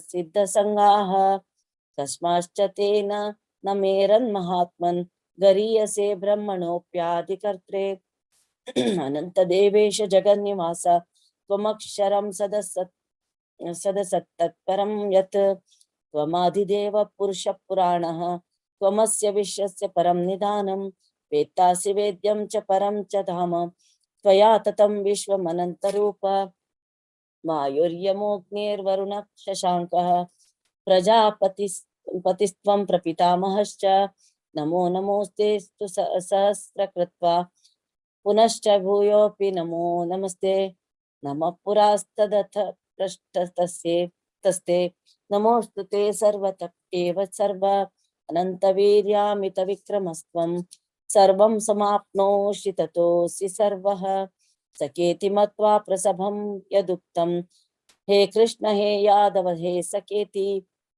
जानता महिमानं तवेदं मया प्रमादात् प्रणयेन वापि यच्चावहस्तार्थमसत्कृतोऽसि विहारशय्यासन भोजनेषु एको तवाप्यच्युतं तत्समक्षं तत्क्षामये त्वा महमप्रमेयं पितासि लोकस्य चराचरस्य त्वमस्य पूज्यस्य गुरोर्गरीयान् न त्वस्तमो मोऽस्यभ्यधिक कुतोऽन्यो लोकत्रयेऽप्य प्रतिमप्रभाव तस्मात् प्रणम्य प्रणिधाय कायं प्रसादये त्वाम् हमीशमीड्यं पितेव पुत्रस्य सखेव सख्युः प्रियप्रियार्यार्हसि देव सोढुम् अदृष्टपूर्वं हर्षितोऽस्मि दृष्ट्वा भयेन च प्रव्यथितं मनो मे तदेव मे दर्शय देवरूपं प्रसीद देवेश जगन्निवास किरीटिनं गदिनं चक्रहस्तम् इच्छामि त्वां द्रष्टुमहं तथैव तेनैव रूपेण चतुर्भुजेन सहस्रबाहो भव विश्वमूर्ते श्रीभगवानुवाच मया प्रसन्नेन तवार्जुनेदं रूपं परं दर्शितमात्मयोगात् तेजोमयं विश्वमनन्तमाद्यं यन्मे त्वदन्येन न दृष्टपूर्वं न वेदयज्ञानध्ययनैर्न धानैः न च क्रियाभिर्न तपोभिरुग्रैः एवं रूपः शक्य अहं नृलोके द्रष्टुं तदन्येन कुरु प्रवीर मा ते व्यथा मा च विमूढबाहो दृष्ट्वा रूपं घोरमित्रं मेधं पीतभिप्रीतमाना पुनस्त्वं तदेव मे रूपमिदं प्रपश्य संजय उवाच इत्यर्जुनं वासुदेवस्तदोक्त्वा स्वकं रूपं दर्शयामास भूयः आश्वासयामास च भीतमेनं भूत्वा पुनः सौम्य वपुर्महात्मा दृष्ट्वेदं मानुषं रूपं तवं सौम्यं जनार्दन इदानीमस्मि संवृत्त सचेता प्रकृतिगतः श्रीभगवानुवाच सुदुर्दशमिदं रूपं दृष्टमानसि यन्मम देवा अप्यस्य रूपस्य नित्यं दर्शनकाङ्क्षिणः नाहं वेदैर्न तपसा न दानेन न चेज्जया शक्य एवं विदो द्रष्टुं दृष्टवानपि मां यथा भक्त्या त्वनन्यया शक्य अहमेवं विदोऽर्जुन ज्ञातुं द्रष्टुं च तत्त्वेन प्रवेष्टुं च परन्तप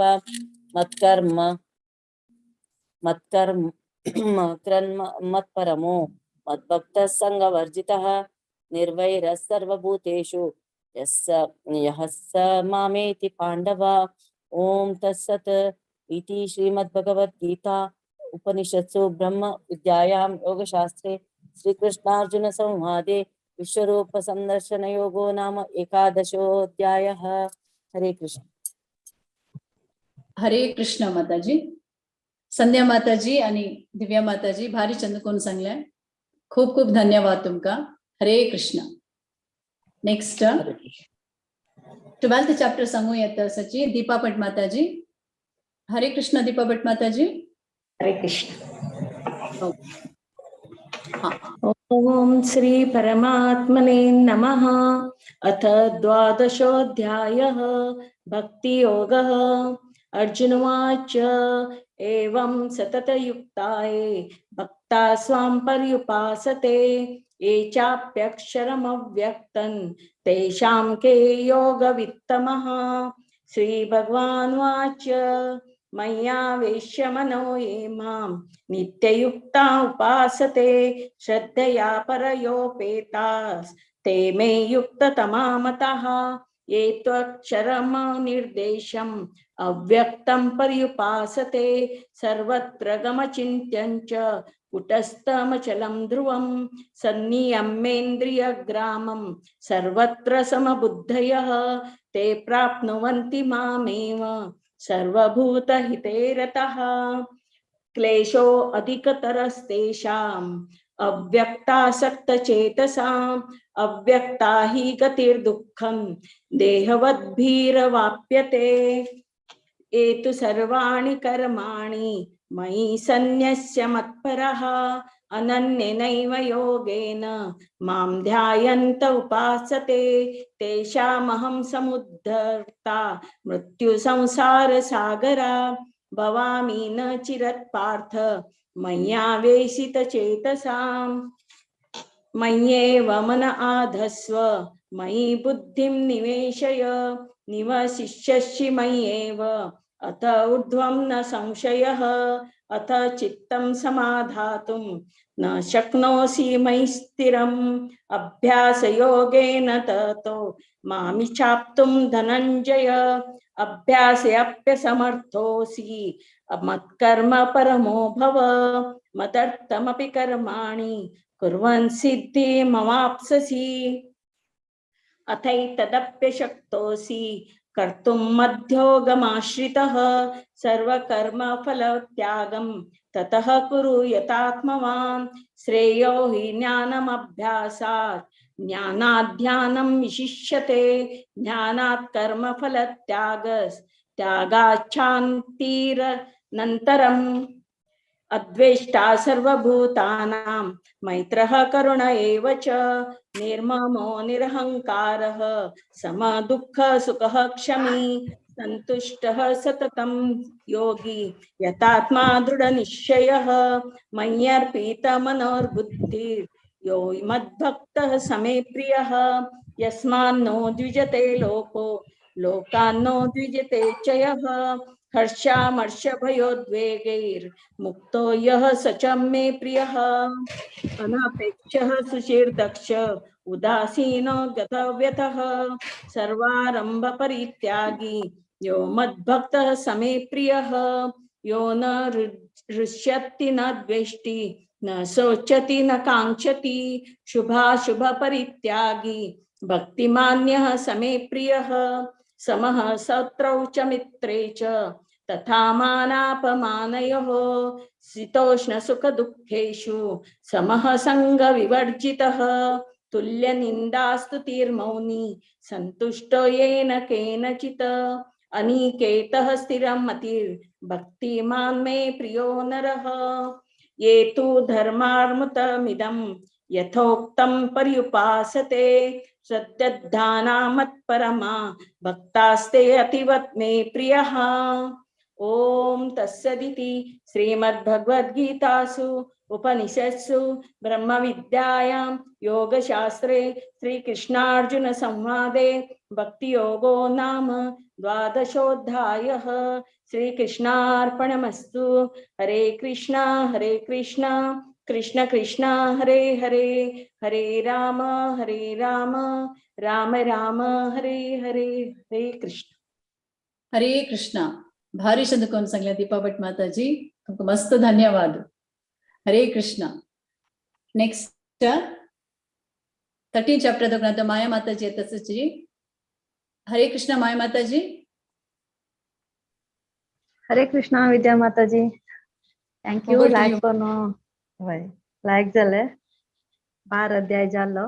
भक्ती 3 तो पार्ट आणि तो कर्मयोग भक्ती योग अध्याय झालो आणि ज्ञानयोग अध्याय बाकी आता 13 चॅप्टर क्षेत्रज्ञ योग. पूर्णिमा शणे माताजी. हरे कृष्णा. ओम श्री कृष्ण परब्रह्मणे नमः. श्रीमद्भगवद्गीता अथ त्रयोदशोऽध्यायः. क्षेत्रज्ञ विभाग योगः. अर्जुन उवाच प्रकृतिं पुरुषं चैव क्षेत्रं क्षेत्रज्ञमेव च एतद्वेदितुमिच्छामि ज्ञानं ज्ञेयं च केशव. श्रीभगवानुवाच इदं शरीरं कौन्तेय क्षेत्रमित्यभिधीयते एतद्यो वेत्ति तं प्राहुः क्षेत्रज्ञ इति तद्विदः. क्षेत्रज्ञं चापि मां विद्धि सर्वक्षेत्रेषु भारत. क्षेत्रज्ञयो ज्ञानं यत्थ ज्ञानं मतं मम. तत्क्षेत्रं यच्च यादृक् तद्विकारी यतश्च यत् स यच यो यत्प्रभावश्च तत्समासेन मे शृणु ऋषिभिर्बहुधा गीतं छन्दोर्भिर्विविधैः पृथक् ब्रह्मसूत्रपदश्चैव हेतुर्मद्भिर्निश्चितैः महाभूतान्यहङ्कारो बुद्धिरव्यक्तमेव च इन्द्रियाणि दशैकं च पञ्चेन्द्रियगोचराः इच्छा द्वेषः सुखं दुःखं सङ्घातश्चेतना धृतिः एतत्क्षेत्रं समासेन सविकारामुदाहृतम् अमानित्वमदम्भित्वम् अहिंसा क्षान्तिराजर्वम् आचार्योपासनं शौचं स्थैर्यमात्मा विनिग्रहः इन्द्रियार्थेषु वैराग्यम् अनहङ्कार एव च जन्म मृत्युजरा व्याधिः दुःखदोषानुदर्शनम् आसक्तिरनविषङ्गः पुत्रदारागृहादिषु नित्यं च समच्चित्वम् इष्टानिष्टोपपत्तिषु मयि चानान्ययोगेन भक्तिरव्यभिचारिणी विविक्तदेशसेवित्वम् अरतिर्जनसंसदि आध्यात्मज्ञाननित्यत्वं तत्त्वज्ञानार्थदर्शनम् एतज्ज्ञानामिति प्रोक्तम् अज्ञानं यदतोऽन्यथा ज्ञेयं यत्र वक्ष्यामि यज्ञातामृतमश्नुते अनादिमत्परं ब्रह्म न सत्तन्नासदुच्यते सर्वतः पाणिपादं तत् सर्वतोक्षिशिरोमुखं सर्वतः श्रुतिमल्लोके सर्वमामृत्य तिष्ठति सर्वेन्द्रियगुणाभासं सर्वेन्द्रियविवर्जितम् असक्तं सर्वभृच्छैव निर्गुणं गुणभोक्त च बहिरन्तश्च भूतानाम् अचरं चरमेव च सूक्ष्मात्वात्वदविज्ञेयं दूरस्थं चान्तिके च तत् अविभक्तं च भूतेषु विभक्तमिव च स्थितं भूतभर्ता च तज्ज्ञेयं ग्रसिष्णु प्रभविष्णु च ज्योतिषामपि तज्ज्योतिः तमसः परमुच्यते ज्ञानं ज्ञेयं ज्ञानगम्यं हृदि सर्वस्य विष्ठितम् इति क्षेत्रं तथा ज्ञानं ज्ञेयं चोक्तं समासतः मद्भक्ता एतद्विज्ञाय मद्भावायोपपद्यते प्रकृतिं पुरुषं चैव विद्यन्यादि उभावपि विकारांशगुणांश्चैव विधि प्रकृतिसम्भवान् कार्यकारणकृत्तत्वे हेतुः प्रकृतिरुच्यते पुरुषः सुखदुःखानां भोक्तव्ये हेतुरुच्यते पुरुषः प्रकृत्योस्थो हि भुङ्क्ते प्रकृतिज्ञान गुणान् कारणं गुणसङ्घोऽस्य सदसद्यो निजन्मसु उपदृष्टानुमन्ता च भर्ता भोक्ता महेश्वरः परमात्मेति चाप्युक्तो देहेऽस्मिन् पुरुषः परः य एवं वेत्ति पुरुषं प्रकृतिं च गुणैः सह सर्वथा वर्तमानोऽपि न स भूयोऽभिजायते ध्यानेनात्मनि पश्यन्ति केचिदात्मानमात्मना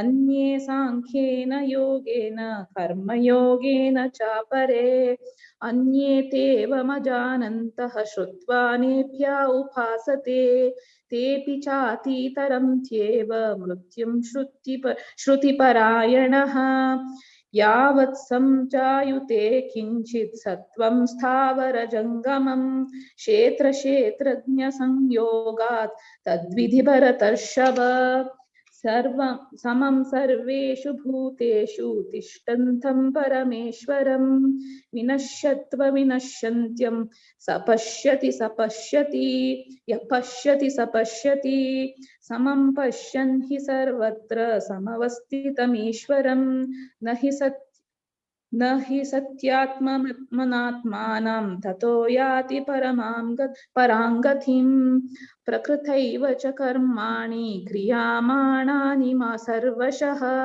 यः पश्यति ततात्मानम् अकार्तारं स पश्यति यदा भूतपृथग्भावम् एकस्तमनुपश्यति यथ तत एव च विस्तारं ब्रह्म सम्पद्यते तदा अनादित्वा निगुणात्वात् परमात्मायं वै मम व्ययः शरीरस्थोऽपि कौन्तेय न करोति न लिप्यते यथा सर्वगतं सौक्ष्म्यात् आकाशं नोऽपि लप्यते सर्वत्रावस्थितो देहे तथात्मानोपलिप्यते तथा यथा प्रकाशयत्येकः कृत्स्नं लोकमिमं रविः क्षेत्रं क्षेत्री तथा कृत्स्नां प्रकाशयति भारत क्षेत्रक्षेत्रज्ञयोरेवम् अन्तरं ज्ञानुचक्षुषा भूतप्रकृतिमोक्षं च ये विदुर्यान्ति ते परम्। ओम तत्सत् इति श्रीमद्भगवद्गीतासु उपनिषत्सु ब्रह्मविद्यायां योगशास्त्रे श्रीकृष्णार्जुनसंवादे क्षेत्रक्षेत्रज्ञविभागयोगो नाम त्रयोदशोऽध्यायः। श्रीकृष्णार्पणमस्तु। हरे राम हरे कृष्ण कृष्ण कृष्ण हरे हरे हरे राम राम राम हरे ಹರೇ ಕೃಷ್ಣ ಮಾತಾಜಿ ಭಾರಿ ಲಾಯ್ಕೊಂಡು ಒಳ್ಳೆ ಭಾರಿ ಚಂದಕೊಂಡು ಒಳ್ಳೆ ನರ್ವಸ್ ಆಗ ಪೂರಾ ಅರ್ಧ ನಾ ಚಂದಕೊಂಡು ಮಾಡ್ತಾನೆ ಭಾರಿ ಚಂದಕೊಂಡು ಒಳ್ಳೆ ನೆಕ್ಸ್ಟ್ 14 ಚಾಪ್ಟರ್ 14th ಚಾಪ್ಟರ್ ಗುಣತ್ರಯ ವಿಭಾಗ ಯೋಗ ಸಗುಣ ಭಟ್ ಮಾತಾಜಿ.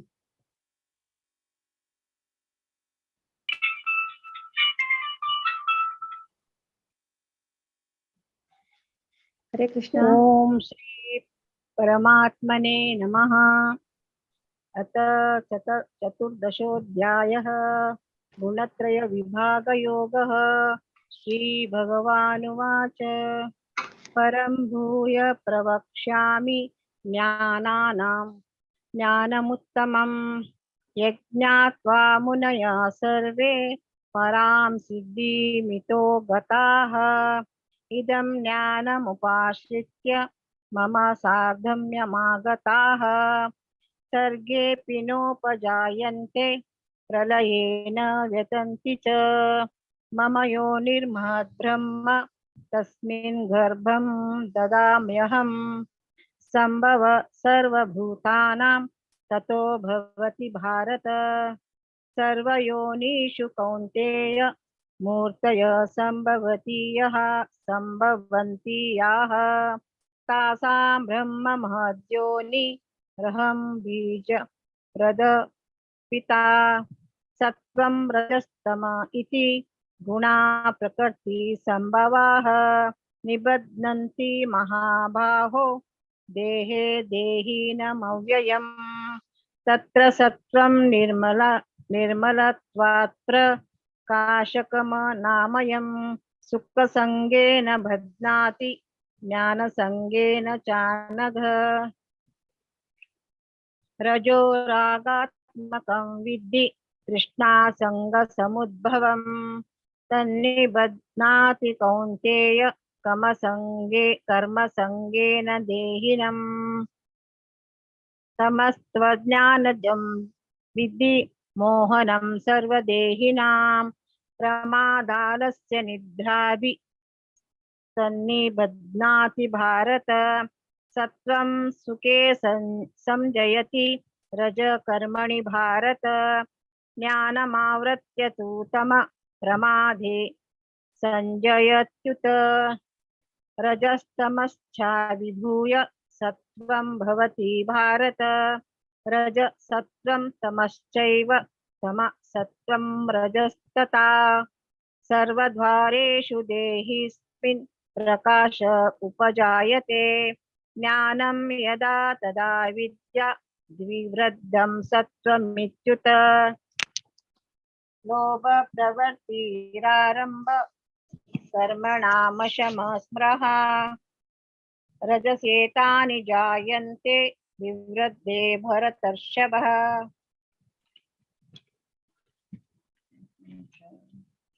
अप्रकाशो प्रवृत्तिश्च प्रमादो मोह एव च तमसेतानि जायन्ते विवृद्धे कुरु नन्दन यदा सत्त्वे प्रवर्धेतु प्रलयं याति देहभृत् तदोत्तमविदां लोक नमन्लान प्रतिपद्यते रजसी प्रलयं गत्वा कर्मसङ्गीषु जायते तथा प्रलीनस्तमसि मूढयोनिषु जायते कर्मण सुकृतशाहु सात्विकं निर्मलं फलं रजसस्तु फलं दुःखमज्ञानं तमसा फलं सत्तात् संजायते ज्ञानं रजसो लोभ एव च प्रमादमोहौ तमसो भवतो ज्ञानमेव च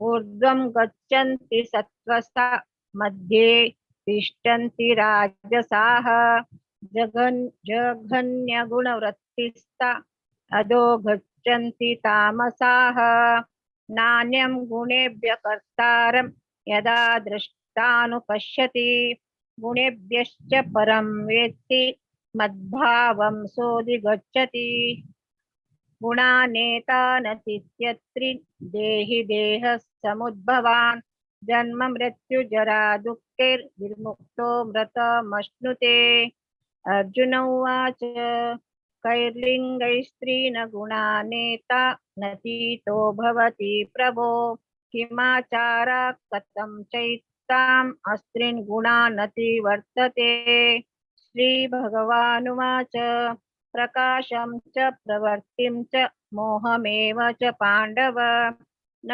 द्वेष्टि सम्प्रवृत्तानि न निवृत्तानि काङ्क्षति उदासीनवदासीनो गुणैर्यो न विचाल्यते गुणा वर्तन्त इत्येव योऽवतिष्ठति नेङ्गते समदुःखसुख स्वस्थ समलोष्टाश्च काञ्चनः तुल्यप्रिया प्रियो धीर तुल्यनिन्दात्मा संस्तुतिः मानापमानयोस्तुल्य तुल्यो मित्रारिपक्षयोः सर्वारंभ परित्यागी गुणातीत स उच्यते मां च यो व्यभिचारेण भक्तियोगेन सेवते स गुणान् समतीत्य तान् ब्रह्म भूयाय कल्पते ब्रह्मणो हि प्रतिष्ठाः ममृतस्याव्ययस्य च शाश्वतस्य च धर्मस्य शुकस्यैकान्तिकस्य च ओम तस्सदिति श्रीमद्भगवद्गीतासु उपनिषत्सु ब्रह्मविद्यायां योगशास्त्रे श्रीकृष्णार्जुनसंवादे गुणत्रय विभागयोगो नाम चतुर्दशोऽध्यायः। हरे कृष्ण कृष्ण कृष्ण हरे हरे हरे राम राम राम हरे हरे। हरे कृष्ण।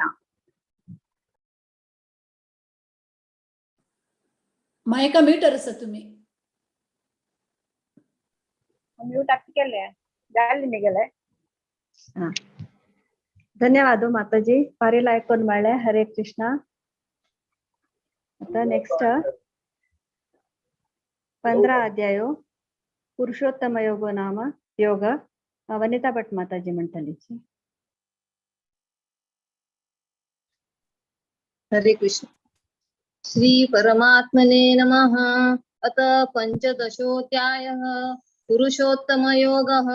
श्री भगवान् उवाच ऊर्ध्वमूलमदशाकम् अश्वत्थं प्राहुरव्ययम् छन्दांसि यस्य पर्णानि यस्तं वेद न वेदवित् अदोषचोदं प्रसता तस्य शाखा गुणप्रवर्ता विषयप्रवाला अतश्च मूलाननुसन्तनानि कर्मानुबन्धीनि मनुष्यलोके न रूपमस्येह ततोपलभ्यते नान्तो न जाति न च सम्प्रतिष्ठा अश्वत्थमेवं सुविरूढमूलम् असङ्गशस्त्रेण दृढेन भीत्वा ततः पदं तत्परिमार्गितव्यं यस्मिन् गता न निवृतन्ति भूय तमेव चाद्यं पुरुषं प्रपत्ते यतः प्रवर्ति प्रसता पुराणी निर्माणमोहाजितसङ्गदोषा अध्यात्मनिष्ठा विनिवृत्तकाम द्वन्द्वैर्विमुक्ता सुखदुःखसङ्गे गच्छन्त्यमूढा पदमव्ययं तत् न तद्भासयते सूर्य न शशाङ्को न पावकः यद्गर्ता न निवृत्तन्ते तत्ताम परमं मम मामेवांशो जीवलोके जीवभूते सनातनः मनुष्यस्थानीन्द्रियाणि प्रकृतिस्थानि कर्षति शरीरं यदमाप्नोति मृत्याभूत्प्राप्नतीश्वरं गृहीतेतानि संज्ञानि वायुर्गन्धानि वाशय श्रोत्रं चक्षुं स्पर्शनं च रसनं घ्राणमेव च आदिष्टाय मनश्चायं विषयानुपसेवते उत्क्रामन्तं स्थितं वापि ज्ञानं व्यागुणान्वितं विमूढानानुपश्यन्ति पश्यन्ति ज्ञानचक्षुषु यतन्तो योगिनश्चैव पश्यन्त्यात्मनवस्थितं यतन्तो प्रकृतात्मानो नैनं पश्यन्त्यचेतसः यदादित्यगतं तेजो जगद्भासयतेऽखिलं यच्चन्द्रमति यच्छग्नो तत्तेजो विद्धि मामकं घामाविश्य च भूतानि धारयाम्यहमोजसा तृष्णामिश्चौषधिं सर्वा सोमभूतो वस्वात्मकः अहं वैश्वानरो भूत्वा प्राणिनां देहमाश्रितः प्राणापान समायुक्तः चामन्यं चतुर्विधं सर्वस्य चाहं हृदि सन्निविष्टो व्रतं स्मृति ज्ञानमपोहनं च वेदेश्च सर्वैरहमेदविद्यो वेदान्तकृत्वे विदेह ज्ञानं दौमिमं पुरुषो लोके क्षराक्षर एव च क्षर सर्वाणि भूतानि कूटस्थोऽक्षरमुच्यते उत्तमं पुरुषस्तन्य परमात्मा ते तुजाहतः यो लोकत्रयगामिष्य विवर्तव्यस्य ईश्वरः यस्माक्षरमतीतोऽस्मि अक्षरादपि चोत्तमम् अतोऽस्मि लोके वेदे च प्रतीतः पुरुषोत्तमः यो मामेवम् असम्मूढो जानाति पुरुषोत्तमः स सर्वविदज्जति मां सर्वभावेन भारतः इति गुह्यतमं शास्त्रम् इमम् उक्तं मया नघः एतद् बुद्धा बुद्धिमान् स्यात् तथा कृतश्च भारतः ओम तस्सदिति श्रीमद्भगवद्गीतास्तु उपनिषत्सु ब्रह्मविद्यायां योगशास्त्रे श्रीकृष्णार्जुन संवादे पुरुषोत्तमयोगो नाम पंचदशोऽध्यायः। हरि ओम तत्सत् हरि ओम तत्सत् हरि ओम तत्सत्। श्रीकृष्णार्पणमस्तु। अरे बोल वनिता माताजी बारेला ऐकून म्हणले 15 अध्याय ऍज युजल तुम्ही केन्ना ऐकून म्हणटाच केन्नाय आता हरे कृष्णा आता 16 अध्याय दैवासुर संपद विभाग योग शोभना कामत माताजी। ओम नमो भगवते वासुदेवाय। षठोदशोऽध्यायः देवासुर संबंधी योगः। श्री भगवानुवाच अभयं सत्त संशुद्धि ज्ञानयोग व्यवस्थिति दानं दमश्च यज्ञश्च स्वदायास्ताप आर्जवम् अहिंसा सत्यमा क्रोधा त्यागा शान्तिः वैशनं दया भूतेषु लोप्तेत्वं मार्दवं हीरचापलं तेजक्षामधृतिः शौचा माद्रोहो नातिमानिता भवन्ति सम्पदं देहि जात्यस्य भारत दम्भो दर्पो मानश्च क्रोधा पौरुषमेव च अज्ञानं चाभिजातस्य पार्थ सम्पदमासुरीं देवी संपत्ति विमोचाय निबन्धाय सूर्यमातः मासुचा सम्पदं देहि अभिजातोऽसि पाण्डव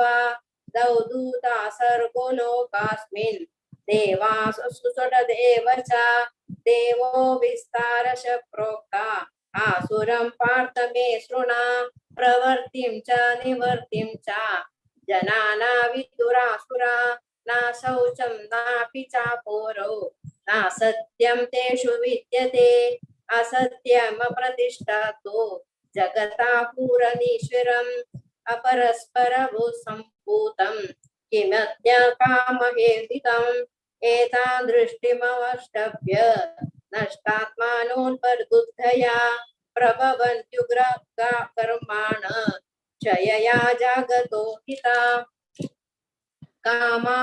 कामामश्रितदुष्पौरं दम्भामानमदित्मिता मोहगृहीतसद्ग्राहान् प्रवर्तन्ते शुचिव्रता चिन्दमा परिमेयं च प्रलयात्मा उपाश्रिता कामोपाभोगपरमा एतावन्ति निश्चिता आशापाशशतैर्बद्धा कामक्रोधपरायणा इहन्ते कामगोवर्ता मन्ययेनार्थसञ्चयान् इदमद्य मया लब्धा इमं प्रहस्य मनोरथम् इदमस्तिदमपि मे दविष्यन्ति पुनर्धनम् असौ माय हतशत्रु अनिश्ये चापरानपि ईश्वरोऽहम् अहं भोगी सिद्धोऽहं बलवान् सुखी आढ्योभ्यो जनवानस्मि केनोऽस्ति सदृशा मया यक्षे दास्यामि मोदिष्य इत्यज्ञाना विमोहिता अनेकचित्तविभ्रान्ता मोहजाला समारता प्रसक्ता कामभोगेषु पतन्ति नरकेषु च आत्मसम्भाविता स्तब्धा धनमानामदास्विता यजन्ते न मजान्ते तम्भो नाविधिपूर्वकम् अहङ्कारं बलं दर्पा कामं क्रोध च संश्रिता ममात्मा परदेहेषु पद्विशान्तोऽभ्यसूयका तानहं द्विषता क्रूरान् संसारेषु तनदामान् क्षिपाम्यजसमाशुभा नासुरीमेष्वेव योनिषु आसुरीं योनिमापन्ना मूढो जन्मानि जन्मनि मम प्रापैव कौन्तेय ततो यत्नाथमागति त्रिविधं नरकस्येदं द्वारं नाशान आत्मता कामक्रोध सदा लोभा सतादेतत्त्रयं त्यजेत् एतर्विमुक्त कौन्तेय तमोधैर्यस्त्रिविधन्दरा आचारात्मन माशेया स्थितो याति परागति या शास्त्रविधिमुद्यच्य वर्तते कामकारता न स सिद्धिं वाप्नोति न सुखं न परागति तस्माच्छास्त्रं प्रमाणं ते कार्याकार्यव्यवस्थितो ज्ञात्वा शास्त्रविधानोक्तं कर्म कर्तुमिहर्षति इति श्रीमद्भगवद्गीता उपनिषत्सु ब्रह्मविद्यायां योगशास्त्रे श्रीकृष्णार्जुन संवादे देवासुर संपत्ति भागयोगो नाम षोडशोऽध्यायः। श्रीकृष्णार्पणमस्तु।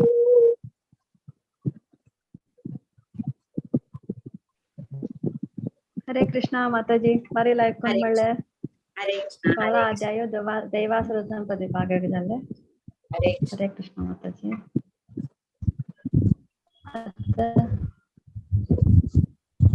आता 17 अध्याय श्रद्धात्रय विभाग योग आमगेले प्रीतीची श्यामला कामत माताजी आणि म्हणटलीची 1 to 14 ना मागीर 15 to 28 रेणुका माताजी म्हणटलीची श्यामला माताजी आजी तांगेले नाचपाले एक मुंडन कार्यक्रम आशिल्ले ते जावन बिझी आशिल्ली पावतानी सकाळ तकून तांकां टेन्शन हांव पावता की ना की पूर जाता की म्हणून पापता वळतकून तयार जावन बसल्यांची श्यामला माताजी ओवर टू यू. फुल जाव का जरा सांगतो फुल पूजेला पुरं रेणुका माताजी कसं म्हणतात सांगू का तुला कशी म्हणते सांगा 15 to 28 म्हणता 15 to 28 हा म्हणता okay thank you very much Shri परमात्मने नमः अथ सप्तदशोऽध्यायः श्रद्धात्रय विभाग योगः अर्जुन उवाच ये शास्त्रविधिमुत्सृज्य यजन्ते श्रद्धयान्विताः तेषां निष्ठा तु का कृष्ण सत्त्वमाहो रजस्तमः श्रीभगवान् उवाच त्रिविधा भवति श्रद्धा देहिनां सा स्वभावजा सात्विकी राजसी चैव तामसी चेति तां शृणु सत्त्वानुरूपा सर्वस्य श्रद्धा भवति भारत श्रद्धामयोऽयं पुरुषो यो यच्छद्रशव एव स यजन्ते सात्विका देवान् यक्षरक्षांसि राजसा प्रेतान् भूतगणांश्चान्य अन्ये यजन्ते तामसा जना अशास्त्रविहितं घोरं तप्यन्ते ये तपोजना दम्भाहंकारसंयुक्ता कामरागबलान्विताः कर्षयन्तः शरीरस्थं भूतग्राममचेतसः मांश्चैवान्तः शरीरस्थं तान् विदाम्यासुरनिश्चयान् आहारस्त्वपि सर्वस्य त्रिविधो भवति प्रियः यज्ञस्तपस्तथा दानं तेषां भेदमिदं शृणु आयुसत्वं बलारोग्य सुखप्रीतिविवर्धनाः रस्या स्निग्धास्तिरस्रद्या आहार सात्विकप्रियाः कट्मलं लवण्यातुष्णं तीक्ष्णं रूक्षविदाहिनः आहारा राजसस्येष्टा दुःखशोकामयप्रदा यातमायामं गतरसं पूतिपर्युषितं च यत् उच्छिष्टमपि चामेद्यं भोजनं तामसप्रियम् अफलकाङ्क्षिभिर्यज्ञो विधिद्रष्टो य युज्यते यष्टव्यमेवेति मनः समाधाय स सात्विकः अभिसन्धाय तु फलं दम्भार्थमपि चैव यत् युज्यते भरतश्रेष्ठं तं यज्ञं विद्धि राजसं विधिहीनम् असृष्टान्नं मन्त्रहीनम् अदक्षिणं श्रद्धाविरहितं यज्ञं तामसं परिचक्षते देवद्विज गुरुप्राज्ञा पूजनं शौचमार्जवं ब्रह्मचर्यम् अहिंसा च शारीरं तप उच्यते म्हणकावे रेड म्हणकावे कंटिन्यू 15 तुकुनु परवा रेणुका माताजी म्हणतावे करत जायला रे ओके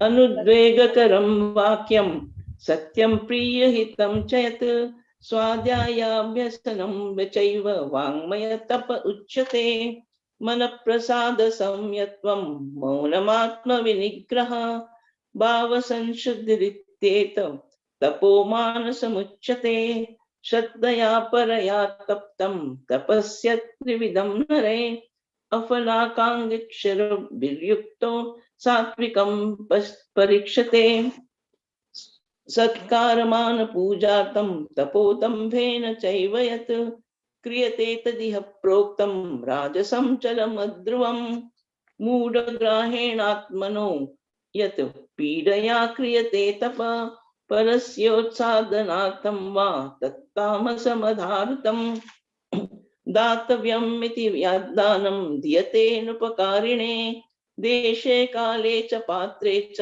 तद्दानं सात्विकं श्रुतं यत्तु प्रत्येक कारार्थं फलमुद्दिश्य वा पुनः दीयते च परिक्लिष्टं तद्दानं राजसं श्रुतम् आदेशकाले यद्दानम् अपात्रेभ्यश्च दीयते असत्कृतमवज्ञातं तत्काममसमुदारतम् ओम तत्सदिति निर्देशो ब्रह्मणस्त्रिविधः स्मृतः ब्राह्मणास्तेन वेदाश्च यज्ञाश्च विहिता पुरा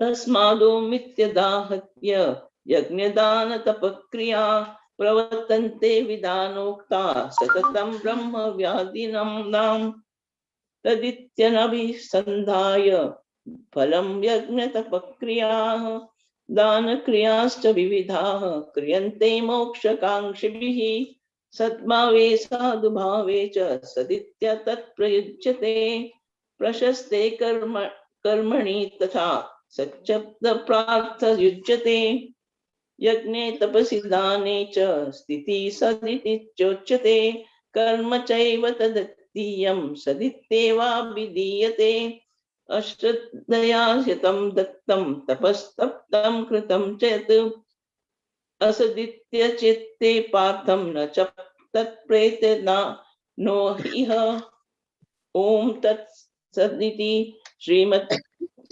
भगवद्गीतासु उपनिषत्सु ब्रह्म विद्यायां योगशास्त्रे श्री कृष्णार्जुन संवादे श्रद्धात्रय विभाग योगो नाम सप्तादशोऽध्याय हरे कृष्ण कृष्ण कृष्ण हरे हरे हरे राम राम राम हरे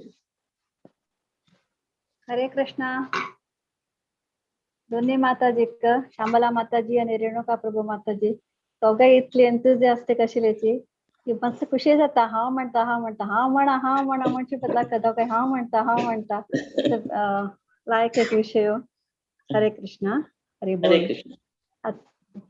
आता 18 अध्याय मोक्ष संन्यास योग कडेचे अध्याय सुरवेचे 1 to 40 श्लोकस स्वाती कामत माताजी म्हणटलीची स्वाती कामत माताजी मागीर 41 to 78 किरण पड्यार प्रभुजी म्हणटलीची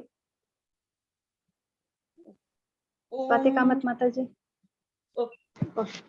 ओम श्री कृष्ण परब्रह्मणे नमः अथ अष्टादशोऽध्यायः मोक्ष संन्यास योगः अर्जुन उवाच संन्यासस्य महाबाहो तत्त्वमिच्छामि वेदितुं त्यागस्य च ऋषिकेश पृथक् केशिनिषूदन श्रीभगवानुवाच काम्यानां कर्मणां न्यासं संन्यासं कवयो विदुः सर्वकर्मफलत्यागं प्राहुस्त्यागं विचक्षणाः त्याज्यं दोषवदित्येके कर्मफलमनीषिणः यज्ञदान कर्म न त्याज्यमिति चापरे निश्चयं शृणु मे तत्र त्यागे भरतसत्तमः त्यागो हि पुरुषव्याघ्र त्रिविधः सम्प्रकीर्तितः यज्ञदान तपः कर्म न त्याज्यं कार्यमेव तत्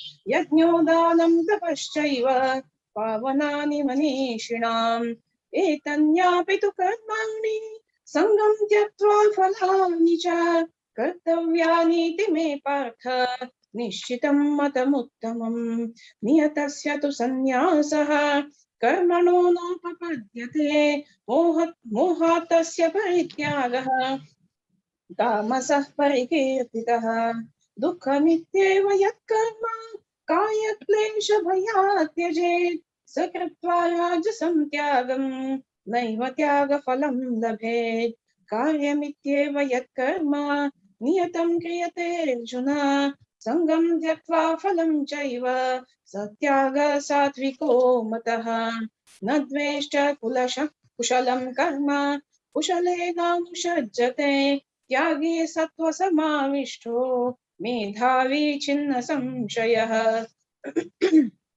न हि देहभृथा शक्यं त्यक्तुं कर्माण्यशेषतः यस्तु कर्म फलत्यागी स त्यागीत्यभिधीयते अनिष्टमिष्टं मिश्रं च त्रिविधं कर्मणः फलं भवत्या त्यागिनां प्रेत्य न तु सन्न्यासिनां क्वचित् पञ्चैतानि कारणानि निबोध मे सांख्ये कृतान्ति प्रोक्तानि सिद्धये सर्वकर्मणाम् अधिष्ठानं तथा कर्ता करणं च पृथग्विधं विविधाश्च पृथक्श्रेष्ठा दैवं चैवात्र पञ्चमम् शरीरवाङ्मनोभिर्य कर्म प्रारभते नरः न्यायं वा विपरीतं वा पञ्चैते तस्य हेतवः तत्रैवं सति कर्तारम् आत्मानं केवलं तु यः पश्यत्याकृतबुद्धित्वात् न स पश्यति दुर्मतिः यस्य नाहं क्रतु भावो बुद्धिर्यस्य न लेप्यते हत्वापि स इमान् लोकान् न हन्ति न निबध्यते ज्ञानं ज्ञेयं परिज्ञाता त्रिविधा कर्म चोदना करणं कर्म कर्तेति त्रिविधः कर्म संग्रहः ज्ञानं कर्म च कर्ता च त्रिधैव गुणभेदतः प्रोच्यते गुणसङ्ख्याने यथावच्छृणुतान्यपि सर्वभूतेषु नियेनैकं भावमव्ययमीक्षते अविभक्तुं विभक्तेषु तज्ज्ञानं विद्धि सात्विकं पृथक्त्वेन तु यज्ञानं नानाभावान् पृथग्विधान् वेत्ति सर्वेषु भूतेषु तज्ज्ञानं विद्धि राजसं यत्तु कृत्स्नवदेकस्मिन् कार्ये सक्तमहैतुकम् अतत्त्वार्थवदल्पं च तत्तामसमुदारतम् नियतं सङ्गरहितम् अरागद्वेषतः कृतम् अफलप्रेप्सुना कर्म यत्तत् सात्विकमुच्यते यत्तु कामेप्सुना कर्म साहङ्कारेण वा पुनः क्रियते बहुलायासं तद्राजसमुदारतम् अनुबन्धं क्षयं हिंसाम् अनवेक्ष्य च पौरुषं मोहादारभ्यते कर्म यत्तत्तामसमुच्यते मुक्तसङ्गो स्नहंवादी मृत्युत्साह समन्वितः सिद्ध्यसिद्ध्योर्निर्विकारः कर्ता सात्विक उच्यते रागी कर्म फलप्रेप्सुः लुब्धो हिंसात्मको शुचिः हर्षशोकान्वितः कर्ता राजसः परिकीर्तितः अयुक्त प्राकृतः स्तब्धः शठो नैष्कृतिको लसः विषादी दीर्घसूत्री च कर्ता तामस उच्यते बुद्धिर्वेदं धृतिश्चैव गुणतस्त्रिविधं शृणु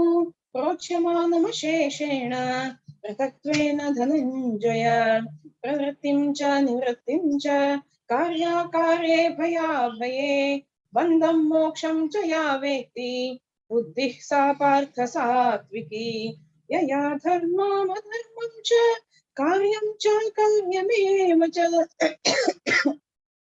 अयथावत् प्रजानाति बुद्धिः सा पार्थ राजसी अधर्मं धर्ममिति या मन्यते तामसा वृता सर्वार्थान् विपरीतांश बुद्धिः सा पार्थ तामसी धृत्यायया धारयते मनः प्राणेन्द्रियक्रियाः योगेन व्यभिचारिण्या कृतिः स्मः सा पार्थ सात्विकी यया तु धर्म कामार्थान् धृत्या धारयते अर्जुन प्रसंगेन फलाकांक्षी धृतिः सा पार्थ राजसी यया स्वप्नं भयं शोकं विषादं मदमेव च न विमुञ्चति दुर्मेधा धृतिः सा पार्थ तामसी सुखं त्विदानीं त्रिविधं शृणु मे भरतर्षभ अभ्यासाद्रभते यत्र दुःखान्तं च निगच्छति यत्तदग्रे विषमिव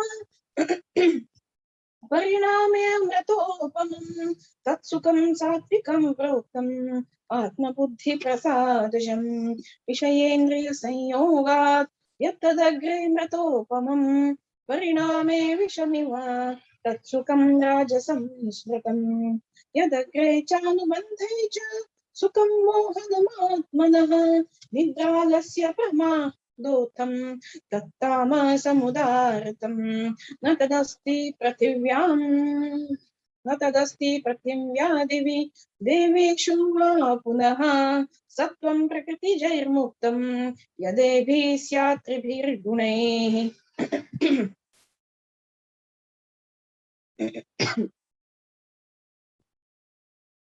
14.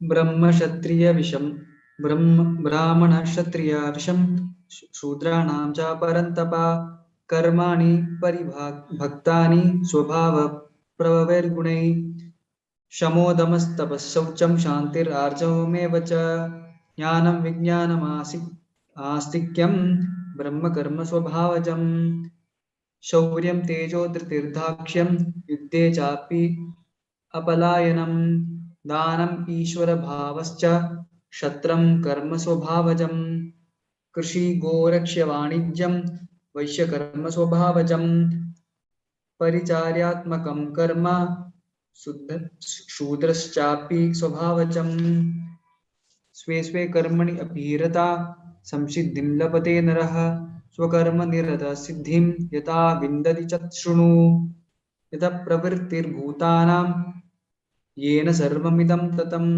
स्वकर्मणा तम अभ्यार्च्य सिद्धिं विन्दति मानवः श्रेयान् स्वधर्मो विगुणः परधर्मात् स्वनिष्ठितः स्वभावनियतं कर्म कुर्वम् आप्नोति किल्बिषम् सहजं कर्म कौन्तेय सदोषम् अपि न त्यजेत् सर्वारम्भ हि दोषेण धूमेनाग्निरिवावृतः आसक्त बुद्धिः सर्वत्र जितात्मा विगतस्पृहः नैष्कर्म्य सिद्धिं परमां संन्यासेनाधिगच्छति सिद्धिं प्राप्तो यदा ब्रह्म तथाप्नोति निबोध मे समासेनैव कौन्तेय निष्ठ ज्ञानस्य या परा बुद्ध्या विशुद्धाय युक्तो धृत्यात्मानां नियम्य च शब्दादीन् विषयान् त्यक्त्वा रागद्वेषो व्यूढस्य च विविक्त्य सेवी लघ्वासी यदा वाक्काय मानसः ध्यानयोगपरो नित्यं वैराग्यं समुपाश्रितः अहंकारं बलं दर्पं कामं क्रोधं परिग्रहं विमुच्य निर्ममाशतो ब्रह्मभूयाय पते ब्रह्मभूता प्रसन्नात्मा न शोचति न काङ्क्षति समः सर्वेषु भूतेषु मद्भक्तिं लभते परम् भक्त्या मामपि जानाति यावन् यश्चास्मि तत्त्वतः ततो मां तत्त्वतो ज्ञात्वा विशते तत् अनन्तरम् सर्वकर्माणि साधा कुर्वाणो मद्व्यपाश्रयः मत्प्रसादात् अवाप्नोति शाश्वतं पदमव्ययम् चेतसा सर्वकर्माणि मयि सन्न्यासमत्परः बुद्धियोगम् उपाश्रित्य मच्चित्तः सततं भव मच्चित्तः सर्वदुर्गाणि मत्प्रसादात् तरिष्यसि अथ चेत्त्वम् अहङ्कारान् न शोष्यसि विनङ्क्ष्यसि यत् अहङ्कारम् आश्रित्य न योत्स्य इति मान्यसे मिथ्यैः स व्यवसायस्ते प्रकृतिस्त्वां नियोक्ष्यति स्वभावजेन कौन्तेय निबद्धः स्वेन कर्मणा कर्तुं नेच्छसि ज्ञानमोहात् करिष्यसि अवसोऽपि तत् ईश्वरः सर्वभूतानां हृद्देशे अर्जुन तिष्ठति भ्रामयन् सर्वभूतानि यन्त्रारूढानि मायया तमेव शरणं गच्छ सर्वभावेन भारत तत्प्रसादात् परं शान्तिं स्थानं प्राप्स्यसि शाश्वतम् इति ते ज्ञानमाख्यातं गुह्यात् गुह्यतरं मया विमृशैतत् अशेषेण यथेच्छसि तत्कथा कुरु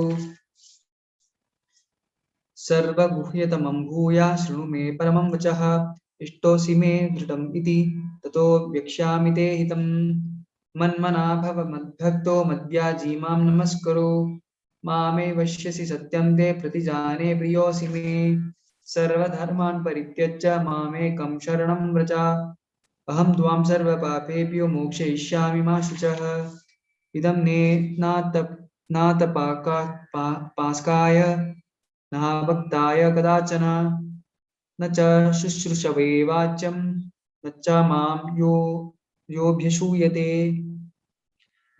य इदं परमं गुह्यं मद्भक्तेषु अभिध्यास्यते भक्तिं मयि परं कृत्वा मामे वैष्यति असंशयः न चातस्मन् मनुष्येषु कश्चिन्मे प्रियकृत्तमः भविता न च मे तस्मात् अन्यप्रियतरो भुवि अध्येष्यते च याम् इमं धर्म्यं संवादमव्ययोः ज्ञानयज्ञेन तेनाहम् इष्टस्यान् इति मे मतिः श्रद्धावान् अनसूयश्च शृणुयाद् अपि यो नरः सोऽपि मुक्तः शुभालोकान् प्राप्नुयात् पुण्यकर्मणां कश्चिदेतच्छ्रुतं पार्थ त्वयैकाग्रेण चेतसा कश्चिदज्ञानसम्मोह प्रणतस्ते धनञ्जय अर्जुन उवाच नष्टो मोहस्मृतिर्लब्ध्वा त्वत्प्रसादान्मयाच्युता स्थितोऽस्मि गतसन्देह करिष्ये वचनं तव सञ्जय उवाच इति अहं वासुदेवस्य पार्थायस्य च महाभारतम् इममश्रौषम् अद्भुतं रोमहर्षणं व्यासप्रसादश्रुत्रावान् एतत् गुह्यमहं परं योगं योगेश्वरात् कृष्णात् साक्षात् कथयत स्वयं राजन् संस्मृत्य संवादम् इमम् अद्भुतं केशवार्जुनयो पुण्यं हृष्यामि च मुहुर्मुहुर्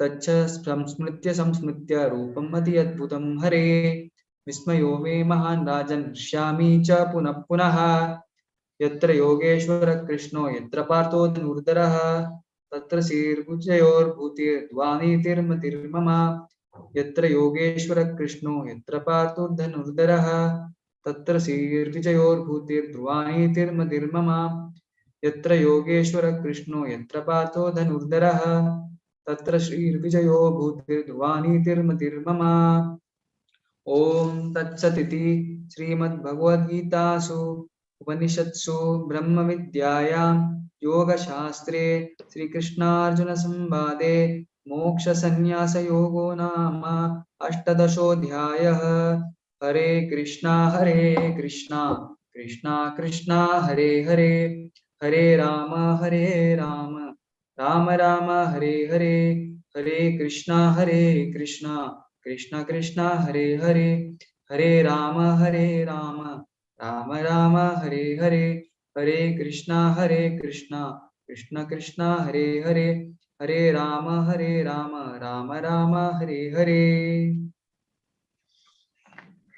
हरे कृष्णा स्वातिका मत माताजी आणि किरण पड्यार प्रभूजी दोघांनी भारी लायक करून म्हणले आयचे आमगेले हांगा 18 अध्याय काही जरा आजी किरण पड्यार प्रभूजी एक प्रभूजी आजी भगवद्गीता रिसाइट करूक किस तरह माताजी सशिरीची थँक्यू हरे कृष्णा थोडे अनाउन्समेंट आसतले आणि मागीर हाचे आमी आमचे आमगेले रेसिटेशन एंड करता ती आता मधुपती गोपीनाथ प्रभूजी हानी थोडे अनाउन्समेंट करतलीची आणि प्रोग्राम एंड करतलीची over to you Madhupati Gopinath Prabhuji Hare Krishna ऐकतच ना वय आज पुरा जना काही धन्यवाद करता भारी लायक जनायचे हांगा भगवद्गीता रेजिस्ट्रेशन जालें आसा आज आमकां थोडेची इम्पॉर्टंट अनाउन्समेंट आसा पुरा जना श्रद्धेन आयकूंक हांव म्हणून विनंती करता ताजे फुडें म्हाका एक श्रीमद भागवत माधून एक श्लोक उडगा आसा तसो ते हांवें तुमकां सांगून जातकीर मागीर मुखार या ओम नमो भगवते वासुदेवाय ओम नमो भगवते वासुदेवाय ओम नमो भगवते वासुदेवाय शृण्वन्ति गायन्ति गृह्णन्ति अभीक्षणशः स्मरन्ति नन्दन्ति तवेहितं जनाः त एव पश्यन्ति अचिरेण तावकम् भव प्रवाह उपरमं पदाम्बुजम् अजे अर्थ कशी म्हळ्यारी या अर्थ सांगता नाका तुमकां ऑलरेडी गोत आसता. शृण्वंती गायंती घृणंती अभिक्षणशः. शृण्वंती म्हळ्यार आयकुचें, गायंती म्हळ्यार गायन करचें, घृणंती म्हळ्यार तें मेमोरायज करचें, अभिक्षणशः स्मरंती नंदंती नवेहि तवेहितं जनाः. आमी केदां कितें नंदाल स्मरण करचें, तवे तव इहितं तगेन ताणें केल्लें पुरा तगेन लीला हें पुरा आमी हें मनां व्हरताची. त एव पश्यन्ति अचिरेण तावकम्. अचिरेण विदिन फ्रैक्शन ऑफ सेकंड्स. त एव पश्यन्ति अचिरेण तावकं भवप्रवाह उपरमं पदाम्बुजं. ये भवप्रवाह अंदुगुण आमी भायर वचात म्हणून भागवतम श्रीमद भागवतम श्लोक सांगत आसा. तशी आमी आतां देवाल पदांबुजम म्हळ्यार देवाल लोटस फीट कडे पावया आतां म्हूण हे श्लोक सांगत आसा. तशी आमी आज भक्तीन प्रितीन आमी हें फुल्ल भगवद्गीता हांगा पारायण केलें आसा. अशीच मस्त मस्त मस्त मस्त भगवद्गीता पारायण करूं अशी न्हय, देव आमकां अनुग्रह करो म्हूण सांगत अशी मुखार सिता. आनी आमी आतां अनाउन्समेंटांत वचच्या. हांव एक स्क्रीन शेअर करता आसा. 2-3 इम्पॉर्टंट अनाउन्समेंट आसा, कोणाय एक्सिट करूं नाकाची.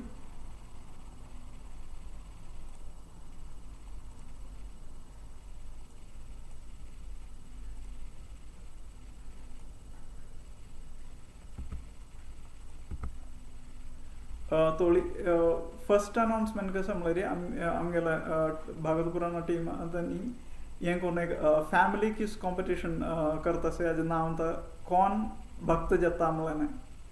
कौन Banega Crorepati, who will become a millionaire, who wants to be a millionaire म्हळ्यार ती मारी आमी कौन भक्त जाता म्हळ्यार एक नाव हें घेवन येता सही. हाजें एक हें आमी आतां अशी लॉन्च करता हें तोळी. हाजें एक हें कशें म्हळ्यार एक फॅमिली क्विज कॉम्पिटिशन. एक full family husband wife and children तांणी ओट्टू जावन पार्टिसिपेट करता.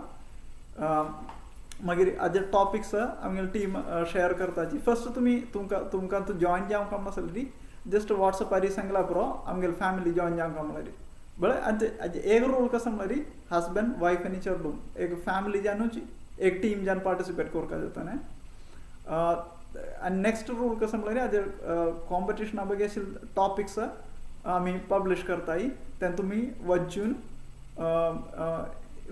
शिकून जातरी येन जातरी पार्टिसिपेट करूं येता. तशी एक भारी हांवें गेल्या कारण एक भारी इंट्रस्टींग जावन अशी न्ही हें एक क्विज कॉम्पिटिशन आसता न्ही हें म्हूण आमकां लेखया. हाजे मातशी मस्त माताजी दिसता न्ही प्रभूजी मस्त पुरो एफर्ट घालता सी. एस्पेशली ताजें एम्बियन्स घेवन आमचे बघे एक एक्चुअल क्विज कॉम्पिटिशनाचें. थोडे पुरा जाणांक विनंती करता कोणाक जॉइन जावंक जाल्यार आमी वॉट्सअपार ताजे मेसेज घालताय तुमकां जॉइन जावया आतां. नेक्स्ट आमी आतां ऑक्टोबर 21 to November 19 आमकां कार्तिक म्हयना सुरू जाता. कार्तिक म्हयनो म्हळ्यार आमगेलो एक बिसी म्हयनो तो. इत्या म्हळ्यार आमगेले हें प्रोग्राम्स तुमकां दिसता. October 21 to November 19 Damodar Aarti festival चमकत आसा. तर आमी कसन करताय म्हळ्यार एक घर कडेन वचून देवाल काणी सांगताय तशीच ते होस्ट आवटू आरती करताची. दामोदर अष्टकम म्हळ्यार तुमी शिकता सुद्दां माताजी मस्त जन दामोदर अष्टकम. तर ते दामोदर अष्टकम सांगून आरती करून देवाला काणी सांगताची. तर हाजें हें कशें म्हळ्यार गेल्या वर्सा आमी केलें मनकेची मस्त जनांनी गेल्या वर्सा केलें नुस्का तशीच हे वर्साय आमकां बुकींग आमी शेड्यूल करताय कशी रजिस्टर करता म्हळ्यार जस्ट ओके तुमी जस्ट वेबसायटार वचून हें केला पुरो घालून जाल्यार नांव नंबर घालून जाल्यार कोणूय तुमकां कॉन्टेक्ट करून तुमकां मात्र न्हय तुमगेले कोणूय रिलेटिव्स पुरा जनांनी हें जाय तितल्या जनांक स्प्रेड करता. इतलें म्हळ्यार हे म्हयन्यान तूं देवाक आमी एक अशी एक तुपां दिवली दाखयल्यार देव तो खुद्द जनांक दिता. तेन्ना हे दामोदर म्हयन्याक आनी तूं कसलीय एक चांकरी केल्यार thousands and thousands of time benefit मेळटा. तर हें आमकां मात्र आमगेल्या मात्र दवरचें ना जे आमी विंगड जनांक दिवंक म्हणून विनंती करून पुरा जनाय एक फॅमिली तुमगेले जेन आसूं जावो फ्रेंड्स आसूं जावो रिलेटिव्स जावो तुमगेले क्लासमेट्स जावो कोणाय आसल्यार तांकां पुरा स्प्रेड करुयात हें. तर तुमी मॅक्सिमम एनकरेज कराय जनाक आनी तूं भाग घेवच्याक म्हणून आम्ही विनंती करता. आणि मुखार तो हें ते सेम एक रिलेवन्स आसा आजी आमी सांगिल्लो श्लोक आहे. आम्ही एक श्रीमद भागवतान श्लोक आहे. ओके. आणि नेक्स्ट कसं म्हळ्यार गोवर्धन पूजा आम्ही नोव्हेंबर 5th म्हळ्यार प्लॅन करता आसाची. हाजें कन्फर्मेशन आमकां आमी ग्रुपा भितर घालताची. हें कशें म्हूण तुमकां पुराय जाणांक गोत आसता. आमी अन्नकूट करताची. हांगा दिसतलें म्हणके तुमकां दिसतना स्क्रीन आनी तशीची गोवर्धन आशिल्लें गिरी गोवर्धन आशिल्लें ऑफरिंग्स फुल्ल करून गिरी गोवर्धना म्हणके करून ऑफर करताची. मागीर ताका परिक्रमा करताची. मागीर तेंचे प्रसाद आमकां ग्रहण करुयात. थोडी हें हाजें फर्दर डिटेल्स आमी प्लान करून तरी ग्रुपान घालताची. हें तागेल घर कडेन तागेल जामचे तांगेल कॅपासिटी अनुसार जावन करून पुराय जाणांकय ऑनलायन राखून आमकां हें सेलिब्रेट करूं येता म्हणून सांगता सर. आनीक मुखार सुनू विंगड एक इम्पॉर्टंट अनाउन्समेंट कशी म्हळ्यार चेर्डवाले बालोत्सवांतू आमी आतां most important shlokas from Bhagavad Gita म्हळ्यार आमी तो टॉपीक तो काडता सही शूर करूं वताय. आमतोय आतां पळय हांगे श्रील प्रभुपादान कोर्ट गेलें सर. तांणी कसं स्वामीन श्रील प्रभुपाद स्वामीन कसं सांगितलें म्हणली these children are the future hope of our society. So it is very important matter how we are training them in spirituality from the very childhood. सान आसतना दुखुवणेची म्हळ्यार हे आमगेले चेडू बाळा तशें सांगता सगळं कसं जाता म्हळ्यार तांगेले ग्रँड पेरंट्स आवट असं म्हणसर तांणी डेफिनेटली तांकां असं पुरा सांगून दिताची. आतां ते ना एक न्युक्लियर फॅमिली म्हणलें काय असं म्हणसर तांकां असं कांय कळूच एक ऑपॉर्च्युनिटी ना जाता. आतां खंयय भायर गांवांत खंय आसल्यार तांणी सान फॅमिली ना तर तशें आसतना असल एक ऑपॉर्च्युनिटी तुमी पुराय जाणां युटिलायज करून तुमगेले गुरुतशनान जेन्ना पुरा स्प्रेड करयाची चेडू हांकां अशी एक भगवद्गीता बघे शिकूशी न्हय एक अवसर मेळटा सर. तुमी हें युटिलायज करता म्हणून विनंती करता सर. इतलें सांगून आयचें हें हांगा एंड करुया. मुरलीधर प्रभू तुमकां कसलें अनाउन्समेंट आसा काय? ओके. वाञ्छाकल्पतरुभ्यश्च कृपा सिन्धुभ्य एव च पतितानां पावनेभ्यो वैष्णवेभ्यो नमो नमः. अनंत कोटि वैष्णव वृंद की जय. श्रील प्रभुपाद की जय. हरे कृष्ण.